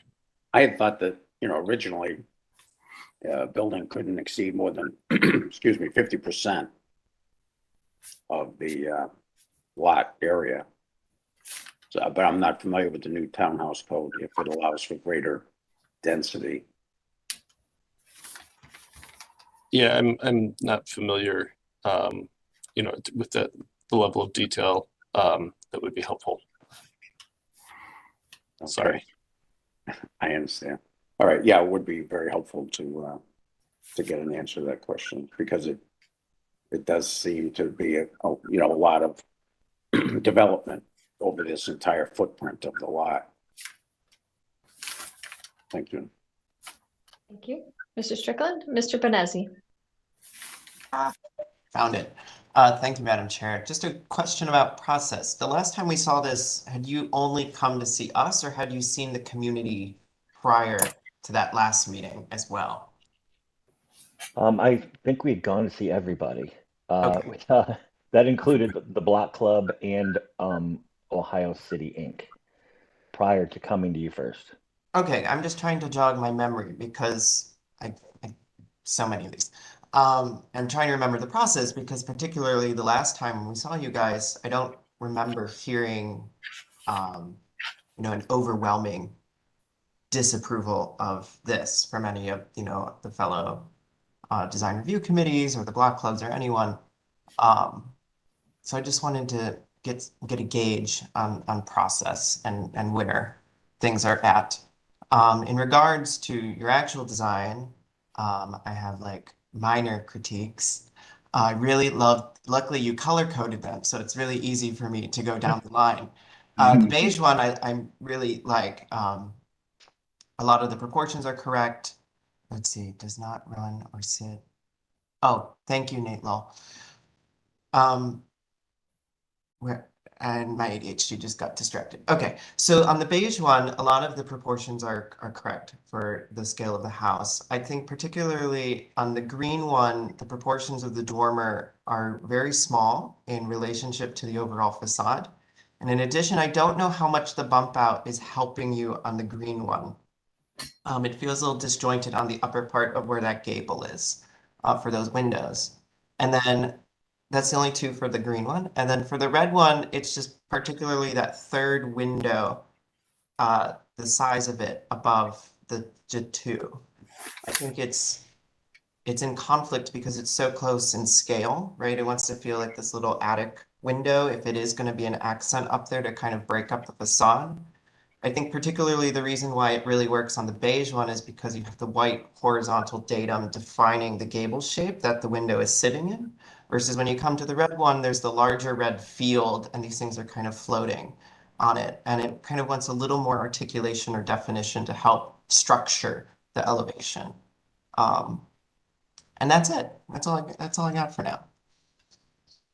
So I just wanted to hear about the community feedback on these three houses. I remember from the last meeting, I had said you could either go very similar, like all three identical, like I think there's a neighbor 3 doors down or something that's like that. It's like 4 blue gable houses, or you can go very different. So I see the direction you went. So thank you for listening. Thank you, Mr. Benesi. I will insert my comments next, just so I don't see any additional questions at this time. I like the improvements that you've done to the houses along Clinton, and but agree with Mr. Benesi's comments related to the refinement of those designs. My issue, though, is still with the townhouses on the rear. I personally feel that they're, as we spoke before, the height of these with the gabled roof does make them appear taller than they comfortably are on this type size of site. I also have issues with how in the setback along the alley, because it is such a tight street, and being reminded of how close your behind neighbor is with its structure, that I question if 7 feet is enough. It doesn't allow for a vehicle to fully pull out of their garage before they're into the alley itself. And I think that could really be a hazard to the area. Addressing that, though, would cause obviously the sites to have to get compacted, which is already a very dense site coverage. So I personally, although I appreciate and like the direction you're going with the houses on Clinton, I do still have issues with the two townhouses or four townhouses, I apologize, in the rear because of the size and the configuration. You know, it's set back from the alley itself. Questions or comments from other commission members?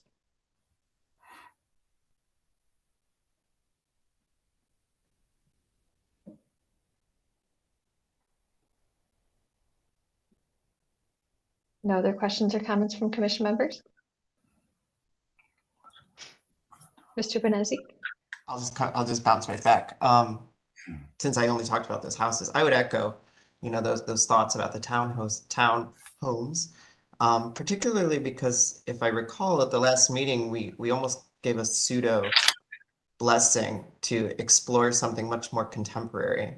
Could you guys speak to why you didn't want to explore that avenue as a way of maybe resolving these massing issues? Yeah, we actually did explore kind of let's say it's called flat roofs and kind of more squared bays, potentially putting lap siding on the main structure of the building and like a kind of a wood look panels on some of the bays. And I don't know, we somehow between, as Andrew and I kind of worked through those exercises and continued to talk to each other, we felt that not going in that direction just worked out better for us. It was a design decision. I don't know that I can defend it beyond that. And to be all honest, I mean, I think there's a degree of cost that I think was part of that discussion. We're committed to good design over the whole property and the whole project, but we did focus much of our let's call them funds, if you will, on the single family homes because we felt, one, they deserved it because of their prominence on Clinton Avenue, and two, because of the fact that they're single family homes and garages and backyards, that the price point for those would be at an elevated level over the townhomes. So I don't know that I can answer any further than that because it was, let's call it 20% cost, 80% design decision after investigations. Gotcha. Well, thank you for that comment. Concerns are there, and obviously I think there's also the zoning concern, but I was, you know, someone who knows code much better than I do. Although I do know a bit about the townhouse code. I'm not an expert on the code. Luckily, my office has code people for that. So that's all I have for now. Thank you. Thank you, Mr. Benesi. Other questions or comments from the commission?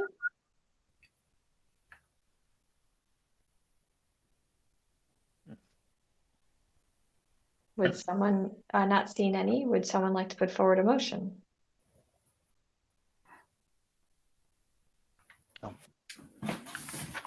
I'm sorry, if I could interrupt before a motion is set, I do want to address the first. This was, I swear, my 20+ year career. It's the first time I have not been approved to design review. That hurt a little bit inside, but I understand. In working with Ohio City and having conversations with them, I understand their perspective. It's if I could, at the risk of interpreting for them, and I don't want to sway what anyone thinks about what their discussions or their ruling was in general, the buildings are fine. We like the buildings. We don't like the townhouses. And I understand that perspective. And that's in my understanding was really the driving force on them declining 5-1.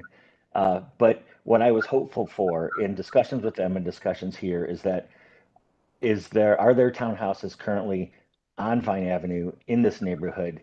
The short answer is yes. Are there many of them? Absolutely not. Is it appropriate to have townhouses at the rear in the configuration that we have them? Our professional opinion is yes. I think this neighborhood is in some aspects been understood as, or at least interpreted as, not needing them, kind of more single family home and pastoral, when I do think that occasionally in these types of neighborhoods, a little bit of density is a good thing. We're talking about social and economic diversity. We're talking about different products that are available in the neighborhood. And visually, the impact is negligible on the streets that are utilized by the people of this neighborhood. I swear people that live a block or two away from here, if offended by townhouses, could walk by a number of times, not even knowing they're there. So we're confident that it's not a common instance in the neighborhood, but we do feel that it's appropriate. And we hope that a consideration that's not only relative to Clinton Avenue and Vine Street, but more holistic and relative to the neighborhood and what we think is increased density selectively in the Ohio City area is appropriate and hopefully approvable. That's all. Sure. Thank you. Thank you for that explanation. I think what I've heard is that, from both the committee and the commission, is that it's, from the committee, it was a change in density from 2 houses now up to 7. That is, the change in density. And I think we talked a little bit about this before. Can you address, I think we talked about the density of the 4 townhomes in the rear and, potentially reducing it the last time we spoke.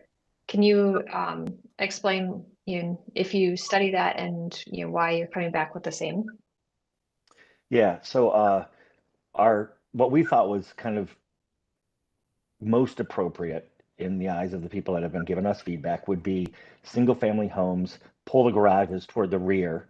So there's, for example, 20 feet for a place to park a car, a 2-car garage that maybe had an ADU above it, and then a larger backyard. I think that's kind of, let's call it more typical, and in our understanding would probably be more acceptable to both entities, Landmarks and Ohio City Inc. But when doing that, we came across what we thought were 2 stumbling points. One was, in the end, now we're providing 6 units instead of 7, and 3 of those units don't have any parking. And they'd be accessed, presumably they'd be parking on Clinton Avenue and working their way through the site. If we put ADUs back there, with the garages, there's no room for that parking. Secondly, if we did that, the cost of those homes would be, relative to my income, staggering. So that to us was a marketing challenge, and just something that we weren't particularly excited about. We really felt that Andrew's done this in a number of projects that he and I have worked on recently, including Little Italy and I don't remember who the other one was, but where we're trying to get a townhouse or a home in a spot that comes at a slightly lower price point than what's available currently in that neighborhood. Andrew's been, and Gold Key Builders has been committed to, not all their projects, not everything's defendable under this umbrella, but to be able to get people into neighborhoods that, we're not talking about low income housing, we're not talking about subsidized housing, but we are talking about a level of investment to move into some place that isn't what is a full price or an elevated price over what's there now. We're talking about, if we did a single family home and an ADU over a garage in the back, that's a 7-figure house in this neighborhood. And we're not sure that is as appropriate as elevating the density and making this neighborhood available to other people. Thank you for that explanation. I'm going to keep moving through commission comments now. Mr. Edmond. Thank you, Madam Chair. Yeah, I think there's some nuance here, and kind of just getting what we heard from the neighborhood design review. It sounds like that there's maybe some objection to the townhouses per se, but speaking for myself, and I think from what I'm hearing this morning, the other commission members, I don't think that's where we're coming from. object to increasing density on the site or maybe to having some townhouses there, but we're trying to find ways to help that work. And I think the comments about, being able to pull in and out of Vine Street and some of these things are just trying to help you work with the realities of the site you've got. So we're trying to make this work too, I think. And I'm not hearing a per se objection to having townhouses or increasing the site density, but we do want to make sure that it actually works for the residents there. So I think it would take some of the comments you heard today as really constructive attempts to help make that work. That's all. Thank you, Mr. Edmund. Mr. Strickland? Thank you, Madam Chair. Yeah, I cannot support this project as currently configured with the 4 townhouse configuration to the rear. I think if that was reduced to 3 townhouses, consolidated essentially into one structure, maybe in a 2-story configuration, making up 3 townhouses. So you move the driveway either to the east or the west and consolidate that structure and provide 3 townhomes, maybe in a 2-story or 2.5-story configuration, accessed off Vine, with a driveway off Vine serving the garages for the single-family homes. I think I might, in fact, I would say that I would probably very much support that type of submission. But the way it's currently configured, I just think it's too cumbersome. I really do like the design of the single-family homes. I could support that as it's currently configured, but the townhomes need to be reworked to gain my support. Thank you. Thank you, Mr. Strickland. Mr. Lull? Thank you. Good morning again, Madam Chair, members of the board. I just wanted to quickly interject with just appreciate the discussion that's been had here today. And I want to commend Ryan and Andrew. They've been very receptive to neighborhood feedback and comments that have been made throughout this process. And I think, what we've heard from the neighborhood has been the same. It's been the site plan is the main issue. And I think, folks aren't opposed to, I think, a gentle density, nor is Ohio City Inc. opposed to a gentle density. And I think, going forward, the applicants have a great example of gentle density next door with townhomes that are walk-ups fronting the street. And so I think that's just something to consider, because a lot of folks in the neighborhood have said, they're not opposed to townhomes. It's just, it's the way that the site plan works right now. So just wanted to add that in there. Thank you. Thank you for that addition. Okay, so I'm hearing a variety of different comments, but it feels and seems like there are concerns about those townhomes in the rear. So we have 2 options here. We could move forward with a vote and vote on this, or we could table you and let you rework the townhomes based on the feedback that you've received from the different organizations and here today to try to address that before we do vote on this. So that's a question to the owner of how you'd like us to proceed.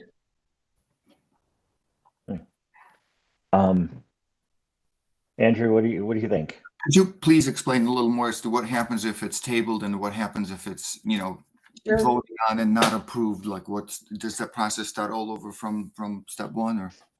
Sure, no, great question. And I will begin and let Mr. Musson or Mr. Brunges interject if I do not explain it in full detail. But if we do table you, it allows you to take the time you need to adjust your design in the current stage that you're in, and then reappear in front of us in as soon as 2 weeks, if there's room on that agenda, to present an altered, or modified, not altered, but modified design. It would keep you in the process where you are right now. If we do vote and you are approved, obviously you get to move on. If you are disapproved, then you would have to begin the process with a new proposal, which could be a modified version or a brand new one. But you would start back at step one, correct, Mr. Brunges and Mr. Bussin?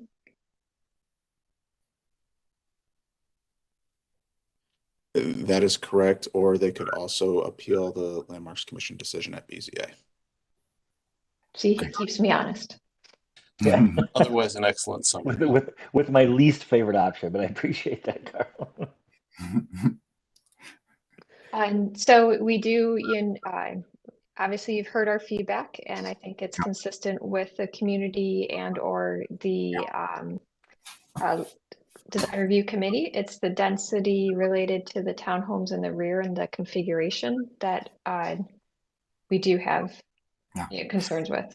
Thank you, Julie. I understand. Well, our intention is to, work with the community and listen to the feedback. So I think I've heard enough. Ryan, agree or disagree? I think we've heard enough feedback to where I would like to ask you to please table it and let us go back, readjust the site plan and come back with a new one.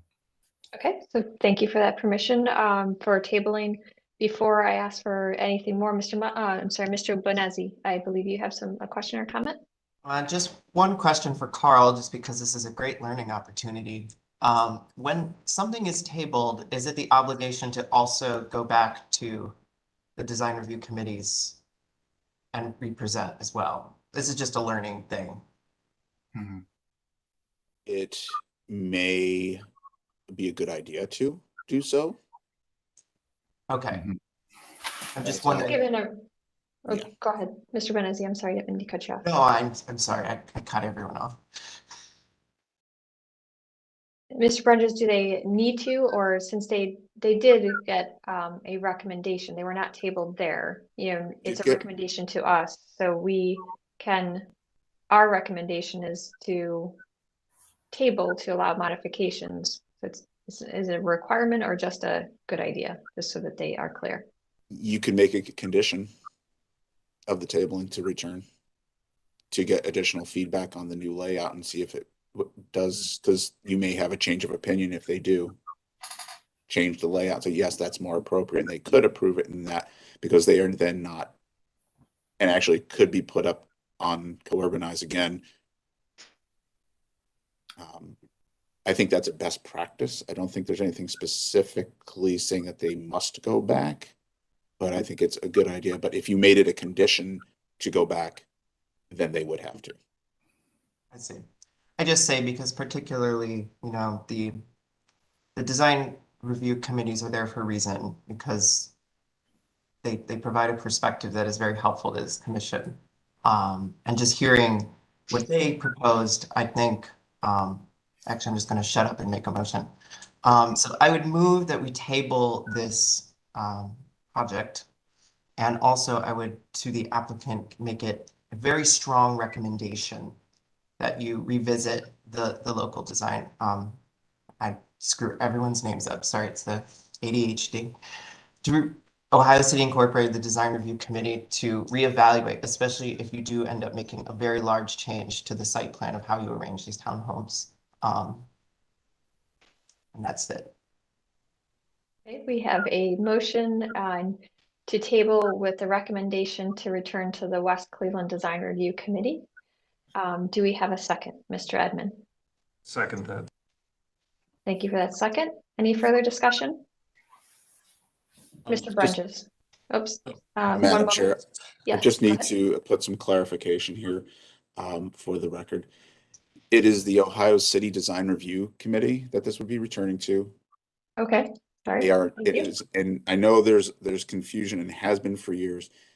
They are in no way, shape, or form affiliated with Ohio City Inc. That is a separate, that is the CDC. The Design Review Committee is a Cleveland Landmarks committee. So we staff it now, and that was part of the problems because they always had somebody staffing it and administering. So there was always that thought that it was their committee. It is not. So we just have to make sure that it is in the motion that it is corrected, that it goes to the Ohio City Design Review Committee. as a strong recommendation to return. Yes, thank you, Carl. I apologize with all the names, and I'm already bad with names as it is. It's pretty widespread. So part of what we have to do is educate people as a greater whole that that they are two separate entities. Thank you. You'd think after 2 years, I would learn more every day, and you keep refreshing your memory. I think that's a big important part, is always refreshing memory as well. So thank you. All right, any further discussion? Madam Chair, just as a point of reference, did I hear that we were correcting the motion and the second? Correct. Mr. Bonezzi made the motion with a strong recommendation. Mr. Edmond made the second. Right. Any further discussion? All right, Mr. Musson, please call roll and announce result. All right, the motion to table with the strong recommendation that the developers go back to the Ohio City Design Review Committee. Mr. Bonezzi? Yes. Mr. Colicchio? Yes. Mr. Dreyer? Yes. Mr. Edmond? Yes. Council Member Gray? Yes. Mr. Strickland? Yes. And Ms. Trott? Yes. Madam Chair, the motion passes unanimously. Thank you. Good. We look Thanks, forward everyone. to seeing you back. Thanks again. Thank you very much. Thanks. Right. We will then move on to our next applicant located at 1051 West 10th Street.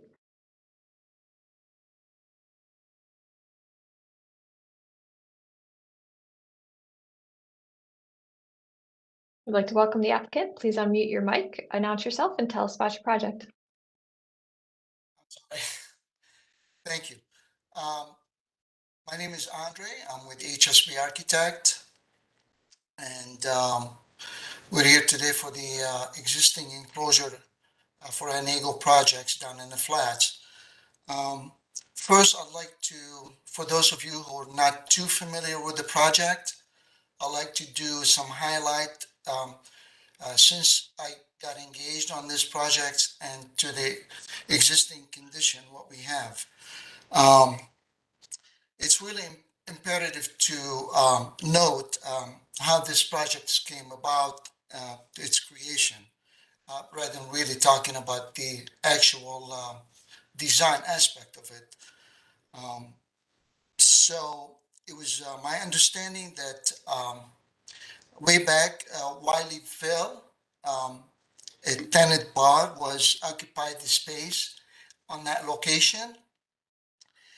And they had back then an outdoor existing fence patio railings.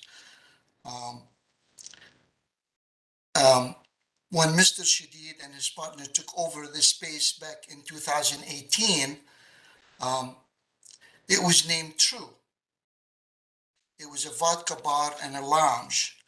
The metal patio was back then existing on that corner outside the space. In 2019, the owner of True had revitalized the business and created what's currently now known as Nago. It was around 2020 that the owner decided, along with the assistance of the landlord, to construct the enclosure over the rails that was currently there. And that was really basically due to the pandemic, COVID pandemic timing, that they had to provide an outdoor seating and relief from the inside seating area. Around 2022, some city official from the Division of Engineering and Construction Bureau of Sidewalk and Permit approached the owners and had instructed them and rated them that the enclosure violated encroachment onto the sidewalk and the right of way. And that they have to reach out to the city local jurisdiction to resolve the issue.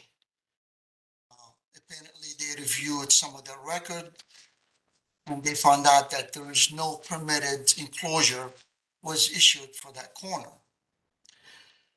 This is when I got engaged in late in January 23, we filed for planning commission and we submitted drawings and we made our presentation to PEDBOT, which was our first meeting with PEDBOT to address their concerns and their comments. It was scheduled for January 17 in 2023. On January 25th, 2023, we presented to the Landmark Design Review the revised enclosure, and that was based on the PITBOT comments that was held back in January 17. The project was tabled. We returned with revised comments during that meeting. On February 1st, this last February 1st, we had some design elements on the enclosure that we had to tweak. And the design comments from the Gateway Warehouse District Design Review Committee had approved those changes, contingent on to go back and sit down with PITBOT at a later meeting that was scheduled for end of February. For whatever reason, we were called off and we never really made that PITBOT last meeting. And we're here today just to review some of the elements that was tweaked and revised that complied with the Design Review Committee. So basically, again, this is an existing situation. It's a little tough situation because the landlord had assisted the owner, the tenant, with the instruction of this because it was partially due to the pandemic activities that customers facing and what have you. I would like you, Dan, to go to the next page, please. Thank you. So basically, the early on comments that came through the PITBOT committee was that the encroachment was a little too much and there was some clearances violation on one end of the street along the front street. So we pulled back, as you can see on the floor plan, the dash line was representing what's existing currently now. The new line has been pushed about 2 feet to the right of that dash line. Also, there was some encroachment into the handicap ramp that's right around the corner there. So along with that chamfered edge of the canopy, we pulled it back another 3-4 feet to allow maneuvering around the ramp. So that was basically the main PITBOT comments. Also, there was the fact that the enclosure covering up some AT&T private manholes that is located on the sidewalk. So we went to the Design Review Committee and their comments was, Dan, if you would mind going to the next page, please. Thank you. That the mass of the enclosure was in question in terms of the base. The knee wall on one side was addressed. Currently, it's basically siding, and they prefer to see kind of a similar color material that matches the upper portion of the canopy, which is the black canvas awning. Then I would, please, if you go to the next page. Okay, we can go back to the previous page. So what we had left out with the design review committee that we are to reconsider the bottom portion of this canopy from the black canvas awning and address it with railings. That it's more kind of to break off the look, the bulkiness of the black color on this enclosure and make it more suitable to show more of either a realistic railing treatment around it to break off the colors again, and just wait on to meet with PitBot to see any further comments that they may have in terms of clearances and what have you.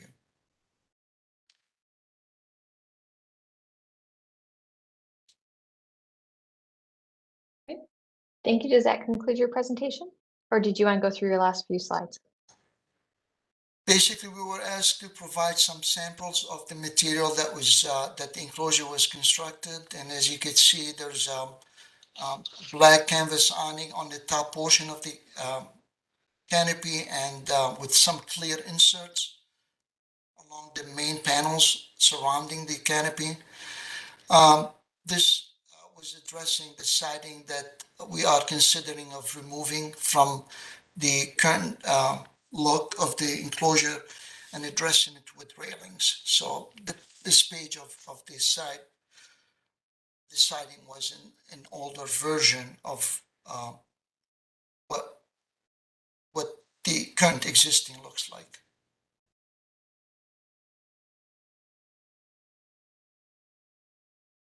The door? My presentation. The door is basically going to be relocated. Basically, it's kind of an older presentation to the design to show the profile of the door. Okay. Thank you for the presentation.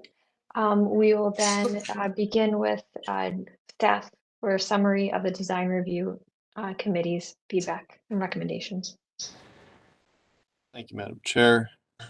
The Historic Warehouse and Gateway Districts Design Review Committees saw this project at 2 meetings and had lengthy discussion with the applicant's architect about the existing size, footprint, and orientation of the addition.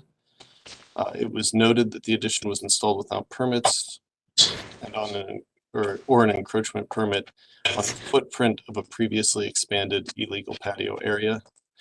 The committee ultimately voted to recommend approval with the condition that the footprint of the addition be no larger than what is currently installed and is now proposed. They also felt that the panels below the clear vinyl portions needed some more visual interest, such as the installation of railing type system in front of the solid panels, kind of what Andre described, just to give it a more open feel and some more visual interest. Okay, thank you. Then we'll move on to staff report. Thank you, Madam Chair. We have to treat this as an addition to this existing building. And it's interesting that we have to look at modern buildings as well and whether appropriateness of modern additions to modern buildings. So it's not all just the historic stuff that we look at. The project was reviewed by PetBot, which reviewed the lack of any permits for the construction and the 2 manholes now enclosed. PetBot also mentioned the requirements for a clear walkway of 6 feet and the requirement of the sidewalks to be in compliance with the ADA standards and the public right-of-way accessibility guidelines. Future permits required include building and housing permits, right-of-way permits, encroachment permits. It also appears that we need to have a discussion with the landlord because there are other issues on this building of other stuff being added. So just something added as well. Staff recommends denial as presented. The construction is not up to code, was completed without permits. The materials are not appropriate, and staff would support the return of the original configuration and for a 3-season use. As you can see here, this is what the patio looked like in 2019 when it was changed. Previously, as was 2017. There is still access to the manhole covers. We would support moving it back to this configuration. Thank you. Thank you for that summary. We'll open up the floor to the questions and comments from the commission.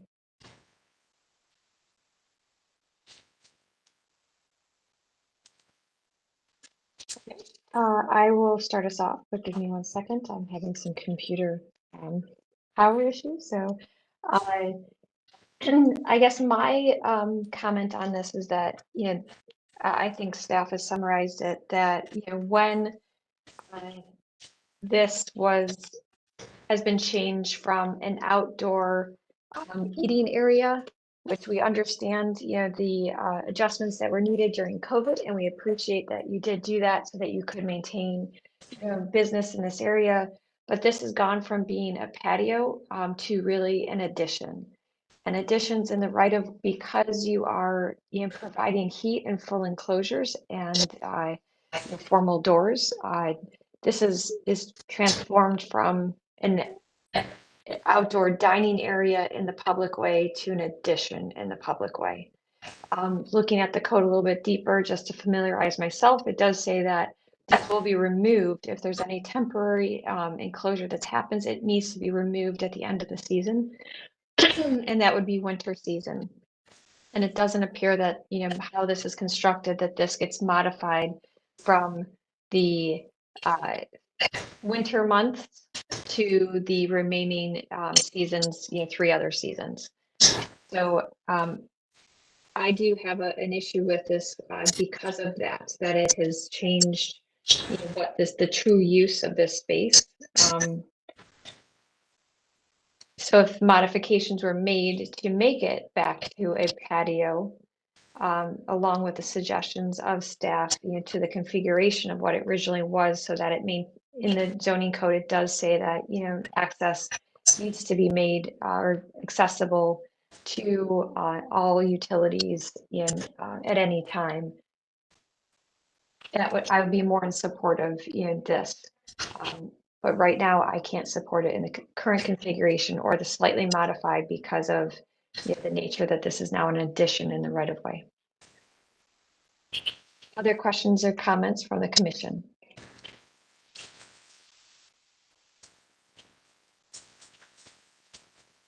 Giancarlo?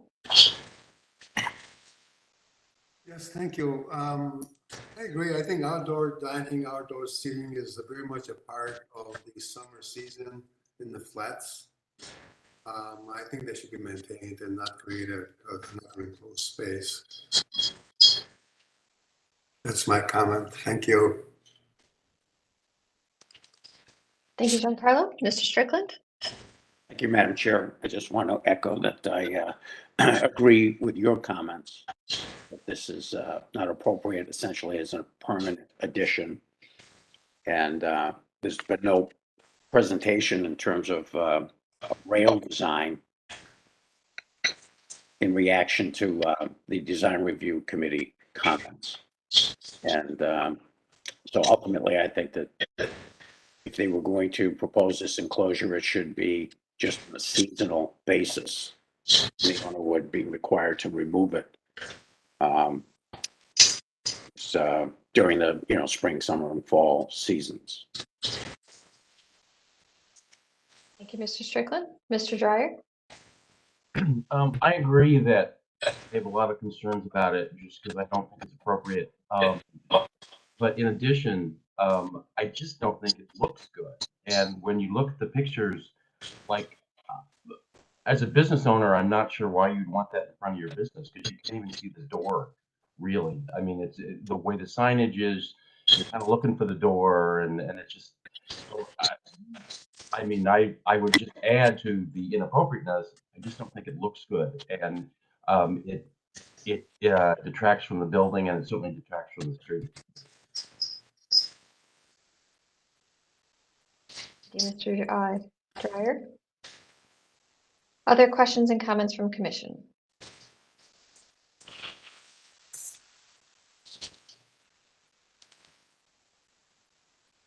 Not seeing any. Would someone like to put forward a motion?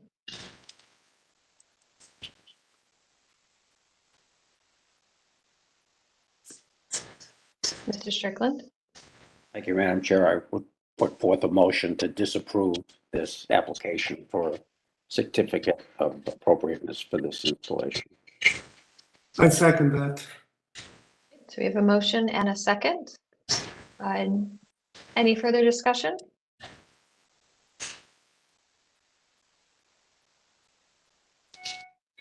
Not seeing any. Mr. Musson? Oh, I'm sorry. Yes, ma'am.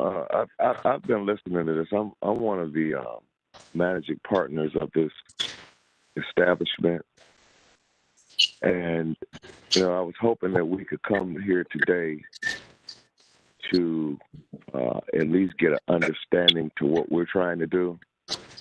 I'm kind of discouraged with the one comment that I don't know as an owner why someone would want this, or I mean that's really not necessary to say, seeing as I don't know the background of the person that made the comment, but I'm sure they're not a restaurant owner or a business owner in downtown Cleveland.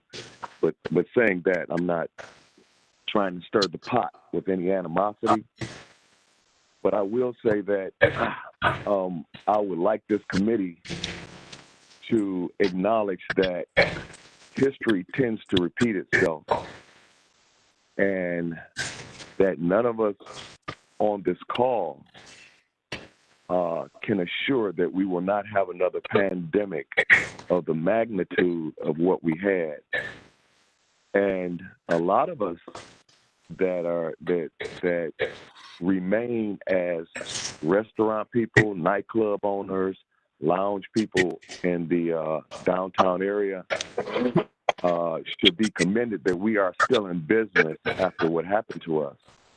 Now, as for my business in particular, we were in and out of hearings with the city, as opposed to how we would social distance people. We were in and out with the governor of the state, threatened with liquor license being taken. And that is primarily what this is about, is to extend in some kind of way, if we should ever have the misfortune to have to endure something like this again. Now, I do understand everything. I mean, if you want to admonish us for the way we went about it and the things that we did, then we have to stand up and we have to take full responsibility for this. But to take it back to where it is, then I would say this committee in the city of Cleveland should visit every establishment in the Flat as well as downtown Cleveland, because everyone has pushed railings out to take advantage of more space and more room. That's everyone. And if you guys would like to come along with me, I'll take you on a tour. In saying that, I do understand that there are restrictions and things of that nature, but if the utilities are a problem, that I don't know why the city is worried about this, because AT&T and the rest of them are not worried about it, and they have always had access. We have 24-hour people on location, 24 hours for that building to get AT&T or anybody who has utilities on that space. I would think that with Mr. Andre and his drawings and things of that nature for the canopy, everyone, as has been said, everyone has said, the one gentleman says it's an eyesore, it's this, that, and other, but I see several businesses have taken our lead in putting canopies up and did the things that we did. And there are other businesses, to my knowledge, trying to petition or putting in to do the same thing that we did. So I would hope we could reason in some kind of way to compromise that we do the right thing, that is legal. We do everything. And as Madam Chairman said, that it is not a permanent thing. Whereas when we get into spring, summer, and fall, that it's not a structure. And that would be fine for us. We're just asking for fairness here. Sure, and I don't think anybody meant to insult you, and I apologize if it came out that way. I think we do commend you for staying in business, and we understand what you needed to do in 2020 and to maintain through COVID. Part of that was for fresh air, though, and I think that's truly where we're trying to go, is that the way that it's currently constructed, it is an addition. It's fully enclosed. It is heated, and on all sides of this space. That doesn't meet the spirit of outdoor dining with fresh air. So we're trying to get you in compliance, and we do want to work with you, but in the current configuration, it's not in compliance. So modifications would need to be made to make it compliant with the two code sections of, I just had it in front of me, chapters 513 and 241.22, to make sure that it is, a seasonal structure, not a permanent structure. But the way it's constructed right now, it is constructed like a permanent structure. So Understood. So I think we're willing to work with you so that you can get to, and we do. I think the outdoor dining brings life to the street, and it's a wonderful expansion of your indoor facility. We just need to get back to a temporary outdoor experience versus an enclosed indoor, space. So I think we're willing to work with you, but it does need to get in compliance with the setbacks and encroachments and that are required, that 6-foot distance that is required on all sides. I would say at the ADA ramp also, because you do have crowds that do go through here, and they're not always the most straight walking. I'll just say it, leave it that way, from this whole area. So that we need to get you in compliance there, the openness, and then more temporary structure, and access to the manholes. Depending on how you construct the things on the interior may allow you to go and cover those up, but right now you fully, removed access to them. So those are the things that we really need to address for this to be compliant, rather than trying to keep you in this, sort of in between mode. Right now what's presented still isn't in compliance. We're willing to work with you with a new proposal, so that you can get to where you need to be with your organization, but where we need to be from a architectural standpoint. We're definitely willing to work with you. Staff is definitely there. So, Madam Chairman, are we saying right now that is the committee saying, I don't want to put words in the committee's mouth, is the committee saying to me that, or to we would be recognized as Giant Step Incorporated? Would they be saying to Giant Step Incorporated DBA Anejo Tequila Joint that you would table this right now until we can get the architect to redesign this thing and to make it a seasonal patio for the enjoyment of our customers, with it not being a permanent structure? Is that what I'm hearing? Madam Chair, point of order. First off, would the caller please identify himself by name for our records? My name is Brian. My name is Brian Gresham. I'm the managing partner for Giant Step Incorporated, DBA Anejo Tequila Joint. Okay, thank you. And there is a motion on the table, and it has been seconded to deny. The staff would recommend the denial to continue because for this particular enclosure, and that a new one be done. With the denial, this would be removed from the table and they would have to come back. Only one could be presented. Well, and we will work. And also, it should be noted in the denial why it's being denied. Be more specific as to what code is being, particularly to the ADA standards and the public right-of-way accessibility guidelines, etc. Because The applicant also does have the right to appeal the decision at the BZA.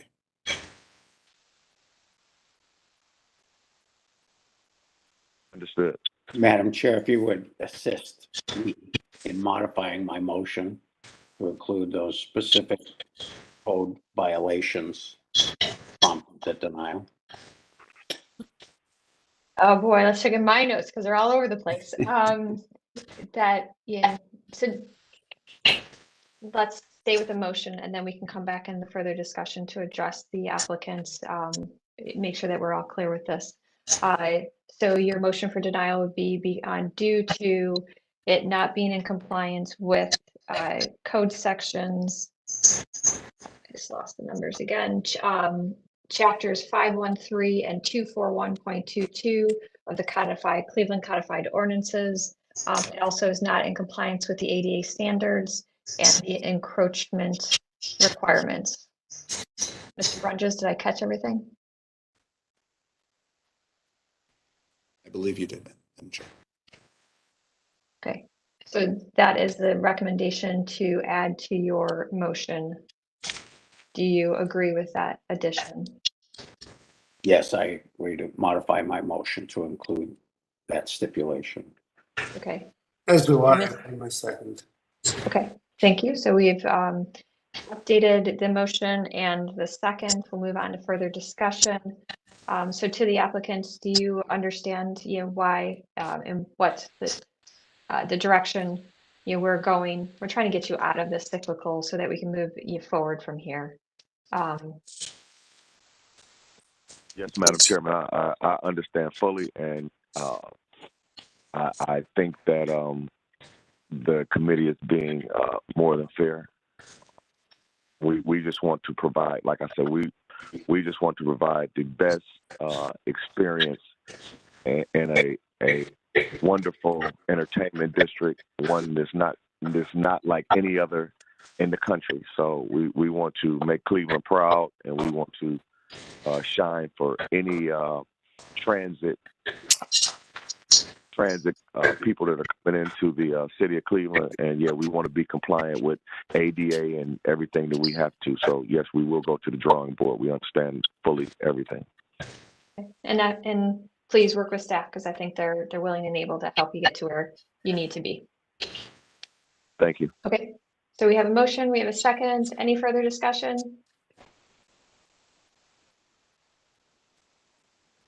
All right, Mr. Anderson, please call roll and announce results.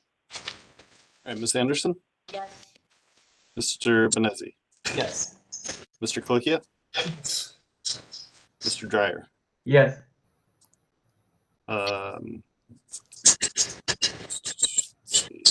Mr. Strickland? Yes. Mr. Trosick? Yes. And Ms. Trott? Yes. Madam Chair, the motion passes unanimously. All right, thank you. Like I said, good luck with this. Please reach out. We are in support of your business and using and really having that outdoor entertainment area as part of your business. We just want to make sure that it is co-compliant with all the requirements. Understood. Thank you. Thank you. That concludes our certificates of appropriateness. We'll then move on to meeting minute approvals. We have 4 meeting minutes that were circulated. Do we have any questions or comments on those meeting minutes?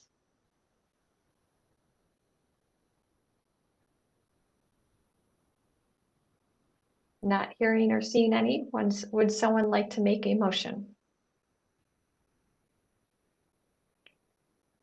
Mr. Strickland? Madam Chair, I move to approve the meeting minutes for October 27th, 2022, November 10th, 2022, January. So this is correct, January 26th, 2022? Should be 2023. Yeah, for both of those, right? January 26th, 2023 and February 9th, 2023. Yes. What's on screen and what's on the agenda are different. That's all. Oh, yeah, I'm looking. Yeah. I do the same thing. That's why I knew what was going on. Oh, my apologies for that. Yes, the agenda should read 2023 for the January 26th and February 9th meeting. All right, so we have a motion for the 4 meeting minutes listed on the screen. And do we have a second? This is Jonathan. I'll second that. Thank you for the second. So we have a motion, we second. Any further discussion? No? All right, Mr. Mustin, please call roll and announce results. All right, Ms. Anderson, Yes. Mr. Benezzi, Yes. Mr. Clicchia. So Mr. Dryer, Yes. Mr. Strickland, Yes. Mr. Tarasic, Yes. and Ms. Trott. Yes. Madam Chair, the motion passes. Excellent. All right, then we'll move on to administrative reports. Yes, Madam Chair, to the Commission, we have a couple of site visits scheduled for this upcoming Monday. We'll be meeting at the Garfield Monument at 2:30. And then at 2183 Cornell Road in Little Italy at 3:30. So hoping to see as many of you as can make it there. Also, we're shooting to go to hybrid meetings in April.